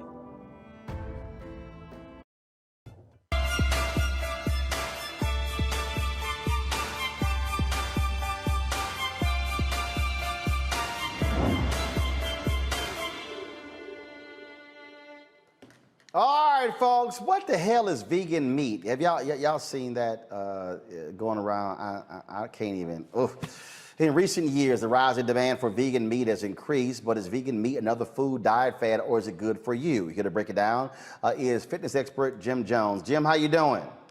No fake meat. No fake meat. I'm here, Roland, today to talk about these Beyond Burgers. It's an epidemic going around. People thinking that Beyond Meat and fake meat is healthy. That's not the right way to a plant-based lifestyle. All right. So what the hell is fake meat? Vegan meat? What is that? For sure, that's a good question. Let me tell you something, Roland. These Beyond Burgers, they have about 22 ingredients inside of them. So people don't understand what you're eating is a science project. And one of the biggest things that I see people talk about is they think that their blood is beet juice. It's not. It's something called soy leg hemoglobin. See, I can't even pronounce it. How fake and how bad the ingredient is. So another thing is, Roland, what holds this food, these Beyond Burgers together, are the same things used in cakes, bread, and ice cream, and that's the methyl cellulose. So like, people are thinking these are healthy, but like I said, you're eating a science project. It's not the way if you want to go meat free. The Beyond Meat's not the answer. Okay, so I'm trying to understand where did this whole thing started? Obviously, people are trying to find the best solution, but what's up? Yeah, so what it is, people just there's this whole new plant-based lifestyle thing. People they're just giving up meat, eating less meat. And listen, I'm all for it. I've actually reduced my meat consumption a lot myself. But if we're gonna do it, we gotta do it the right way. Let's go with vegetables, bean burgers. Let's go with things that come from the earth. At the end of the day, man-made food is man-made food. It's bad whether it's meat, bread, pasta. Anything man-made is what you don't want. We have to stay away from man-made food. All right, questions for my panel. Torun, questions for Jim Jones about this vegan meat. Anybody on this panel vegan? I am not. Smart man, go ahead. I guess the only question I have for it is, what are the health benefits of vegan meat as opposed to like regular meat or some of the soy burgers that are out there? So this is what I would say. I tell people, if you're going to eat those fake burgers, you might as well just eat the meat. The meat has one ingredient in it, meat. The fake burgers have about 20, like I said, 22 ingredients. So there's really no health benefits. Now, what you can use it for, if you are vegan, it can be like a vegan cheat meal. If you just really want to stay away from the meat. But what I'm seeing now is people are switching over to a plant-based diet, and they're eating these burgers once or twice a week. They even have sausages now, so you can grill them, you can do anything. But like I said, these things are nothing but science projects. Avis. So, I think, I kind of agree with that. I think that people they see that as the easy thing. But in terms of really making better lifestyle choices, period, with regards to your diet, I've heard oftentimes that when you go to the grocery store, to stay like in the produce section, like don't be buying canned and all this. Can you give people like some basic tips around when you go into the grocery store? What are some easy things we can remember that lets us know, hey, this is good for me versus this is bad for me? For sure. So I'm so glad you asked that question. I actually am the spokesman for a grocery store here in the Washington, D.C. area. So this is a special lane for me. So what you want to do, like I said, you want to stay on the outside. Anything in the middle is that's where the man-made food is going to be. So you're right. If you're going to come in, stay in the outside, skip the bakery, skip the deli, skip all that. Stay in the outside, selling your produce, your vegetables, and and get your meats, get your fresh meats. Like I said, if that's the key thing about the grocery store. Once you go in the middle of those aisles, it's hard to come back because all the temptations are in there. And once you're in the middle, it's a land of no return. Once you're seeing the cookies, the chips, it's hard to come back from that. So just stay out the middle, stay on the edges, and then you'll have a safe grocery experience. All right, Julian. I have a lot of friends who are vegetarian. I'm a flexitarian. I don't eat meat except for bacon because bacon is not meat. Bacon is just cultural. But in any case, tofu. A lot of people do the tofu thing. They grill it, they fry it, they bread it. Tell me about the benefits of tofu as opposed to this fake meat stuff, which I love your line, you eat the science project. I'm going to use that on somebody next week. But tofu, tell me about the health benefits of tofu. Is that advisable or is there something better? There is something better. So what I like to do is I try to stay from the tofu and the Beyond Meat too. So what I try to do is if you're what I would see a good substitute is cauliflower. You can grill that up. That cooks up just as well. Asparagus, mushrooms is something that I really, really like because some of the things I tell people is you're in love with the flavor and the taste of meat. If you're trying to go less meat, you can season the cauliflower up and the mushrooms up to taste like meat. You can make buffalo cauliflower, you can make mushroom steaks, and it tastes exactly the same. So try to stay with the plant-based things and just season it like meat. That's the number one tip I give people. Season it like it's meat, and it'll be very, very manageable. Did your ass just say cauliflower tastes like meat? Hey, Roland, I make a mean buffalo cauliflower. I make a mean buffalo cauliflower. I toss it up with the sauce. It's mean. It's a buffalo. You might think it was a buffalo wing. That's true, Roland. Jim, you need to stop. Now, Jim, I know ain't no way in hell you have actually convinced yourself that some cauliflower tossed in some barbecue sauce tastes like a rib or a link. Your ass ignorant. Hey, Roland, you be amazed what an air fryer can do. I can change your life with an air fryer, Roland. Jim, an air fryer and a little bit of sauce. Under no circumstances. Look, hey, I've been sitting here, meal plan, working out, losing weight, doing a thing, but ain't no way in hell I'm going to let you come on this show and suggest that cauliflower tastes like meat. I'm telling you, Roland, listen, I can make you a believer. I tell you what, next time. You trying to tell me that if there's a Earl Campbell hot link and some Jim Jones tossed cauliflower, I ain't gonna tell the difference. Because the cauliflower is gonna be better. You're gonna be like, Jim, this cauliflower better than this hot link. Jim, I'm gonna look at that cauliflower and know there ain't no hot link. You gotta try it out, Roy. You can't judge the cauliflower by its cover. You gotta try that thing out. Taron, do you actually think right now Jim Jones is having a stroke on air? He's telling the truth. move. You know what, though? I'm open to, you know what? I believe after the year we just had and all the people, all the health issues in the community that got highlighted because of COVID and everything, I think we should be open to try something different. You know what I mean? We've been No. I ain't say don't try something different. I'm saying don't your ass lie saying it tastes the same as meat. You know what? I'm gonna say it like this. I never tried it. I want to try it first, and then I can make that decision. Okay, you know what I mean? you say you ain't never had cauliflower like the way Jim. Avis, what the hell are you over there giggling about? What you talking about? I'm saying he's exactly right. Okay, Roland. About what? Horizons. We need to expand your horizons, brother. Okay? Avis, have you had cauliflower? Yes. Did your ass say, damn, that tastes like a rib? That tastes like I have had cauliflower. Hold on, why you stuttering? No, why you stuttering? Y'all just saw her go. You lying right there. Seriously, if you can make it taste like chicken wings, you would not even know the difference. It can even look a little like chicken wings. I mean, honestly, you just have to have somebody that knows what they're doing. You would be surprised with what can be done with cauliflower. Hey, talk to him. Talk to him. Girl, I love you, girl, but you're wrong. You're wrong. Cauliflower in itself is nasty. Number one. Put some you gotta get the right shot. You in California, they have some great vegan restaurants out there. Absolutely. Sustained. Try to want to make it rice. It ain't rice. It's cauliflower.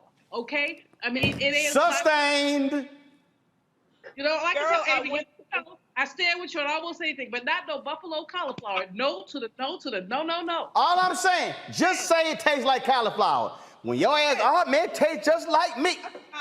I found this soul food vegan restaurant in California when I was there about a year or so ago, before the whole shutdown and everything. Changed my freaking life and total expectations around what you could do with a cauliflower. Yeah. That's all I'm saying. Thank you. It will blow your mind. Yeah. I would text me the name of the restaurant, but I ain't going. Precisely. All right.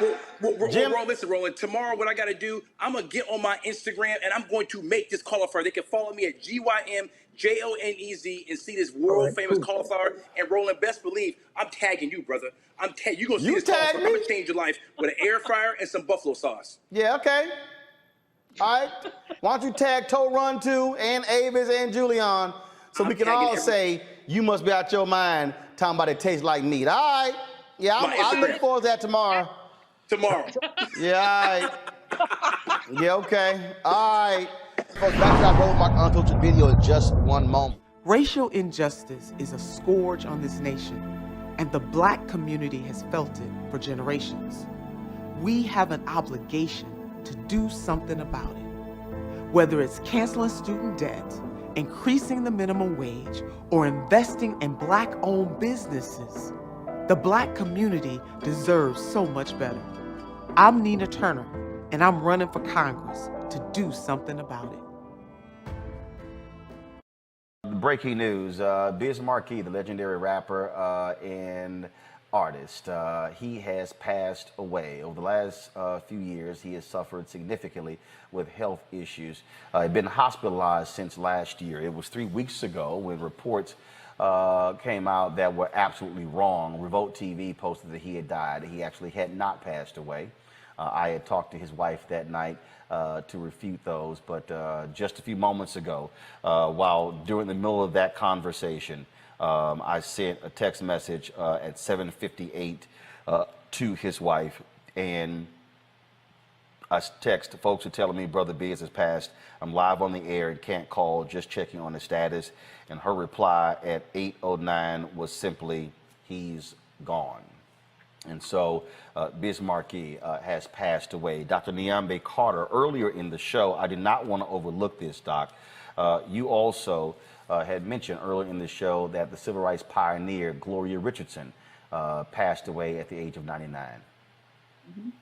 Absolutely. I mean, what she did for Maryland, this country, I mean, it's just, it doesn't, her name doesn't necessarily come to most people's mind, but I mean, she's an icon. I mean, she looked Jim Crow, terrorism, white supremacists in the face and literally push their guns out of her face. So Gloria Richardson, I mean, is an icon, and also Biz Markie. I think Biz Markie, when I think of him, I just think of joy, just unfettered joy. He was a great rapper. He was a great DJ. He brought us fun songs at a time when things were really serious. I mean, he was just, I mean, invaluable to so many of us and to so many communities. So my condolences to his family at this time, because I'm sure it is already difficult to mourn the loss of such a great person. But when people were speculating about his death, given his health challenges, I'm sure it was particularly difficult. So my condolences to them, and my condolences also to the Richardson family, and really to many of us who lost someone who was just an amazing person. We talk about we talk a lot about folks who are artists, and we talk about losing so many so young. And Michael Imhotep, Biz Markie was 57 years old. Right. You know, I remember when Biz Markie, you know, came out. I was in high school. You said he's just a friend, and the Vapors and things like that, and then he was a DJ as well. And we've lost a number of hip hop artists and people from that era, the 80s, the 90s, Shabba-Doo, Biz Markie, the brother from Houdini. We've seen this DMX. And these are people under 60, many of them under 60 years old, we see passing away.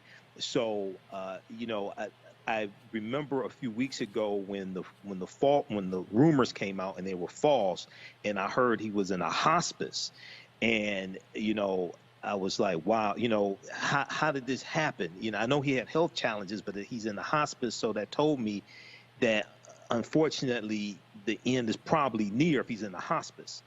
So yeah, you know, this is still, you know, very sad news as well. And then it also deals with why our health is so important. You know, I just turned 50 last month, and, you know, why our health is so important, especially as African-American men also. But this is a big loss as well. I'm looking at I'm reading the story here from TMZ.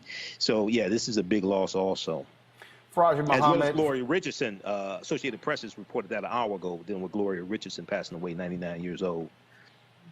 Faraji Muhammad, he had suffered from diabetes. He had lost a lot of weight, yet was still having those issues, and he was trying to be, you know, speaking to others, talking about the impact of taking care of themselves. When he got hospitalized last year, there were, of course, a lot of you know, stories out there, same thing, but he just never could really come back from those serious health challenges.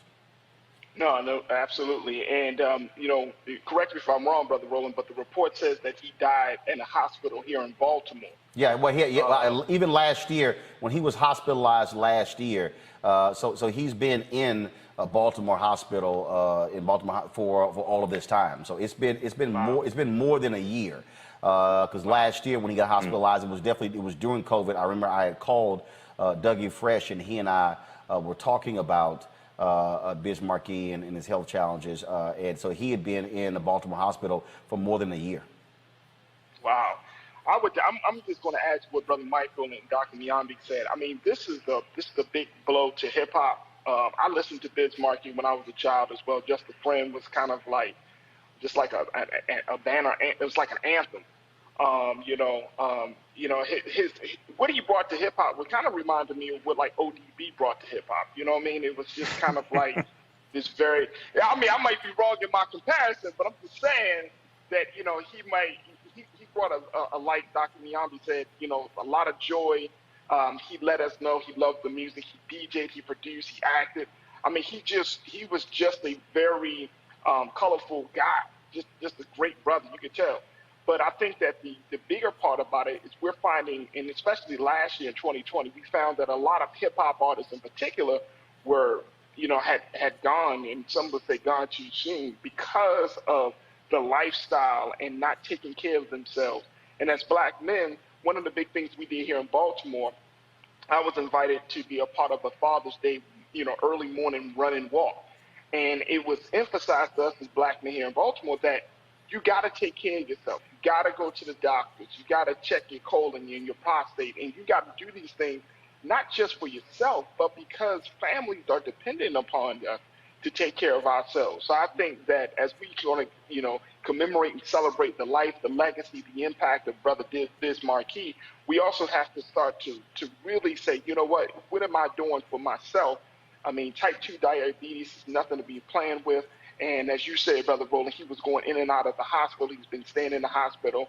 But we can't allow a certain type of profession to dictate our lifestyle and really take care of ourselves, especially as we get older. I'm learning that as a young brother growing and maturing. This thing is serious. Our health and wellness, all of the fame and the accolades, the money and any type of status and impact that we make, it's all well and good, but if you don't take care of yourself, you're not going to be able to enjoy the fruits of your labor. Well, So and we also have got to also realize, look at it with Black Rob, the lack of health care, the lack of health care. And so we have to realize also when we talk about these artists, what they don't have, especially artists who had hits back in the day, who all of a sudden now, as they get on, they're not on labels, and so the lack of health care, which contributes to also not being able to have yourself checked out. And so it's a whole lot around the music industry. And again, we as fans, Niambe, we love the music, but we don't think about the life they're living after the crowd dies down, just like former athletes.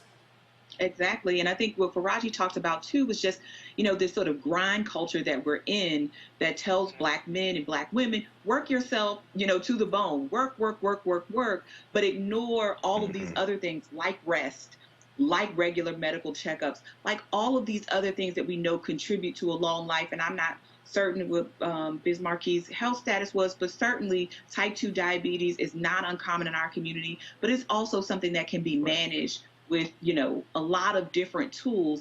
And unfortunately, we have to say goodbye to, I think, many of our friends, right? We felt like he was our friend, like we knew him because of something, that is a chronic disease that many of us in our families or personally are fighting and dealing with. And it's not just, diabetes in this case, it's also high blood pressure, prostate cancer, all of these different things that are attacking our communities and attacking them in a more deadly fashion than other facets of our society. And I think this is a wake-up call to many of us that this is the time to start thinking about your health and start taking care of ourselves. Because oftentimes when we get to it, it may be, in fact, too late.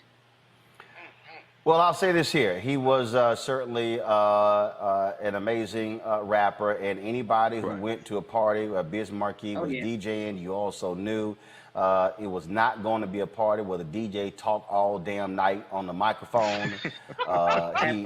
He understood how to read the room, how to play the hits that people would love and appreciate. And so that was one of the things that I always appreciated about Biz Markie. In fact, I'm literally sitting here going through 8 years of Essence Fest photos, looking for a photo that we took at one of the parties, but that he was DJing, and that was just his thing. And so it was always great to see him. It was always great to see his smile. We had great respect for one another. He was a huge fan of mine, and vice versa. And so we lost Biz Markie, dead at the age of 57.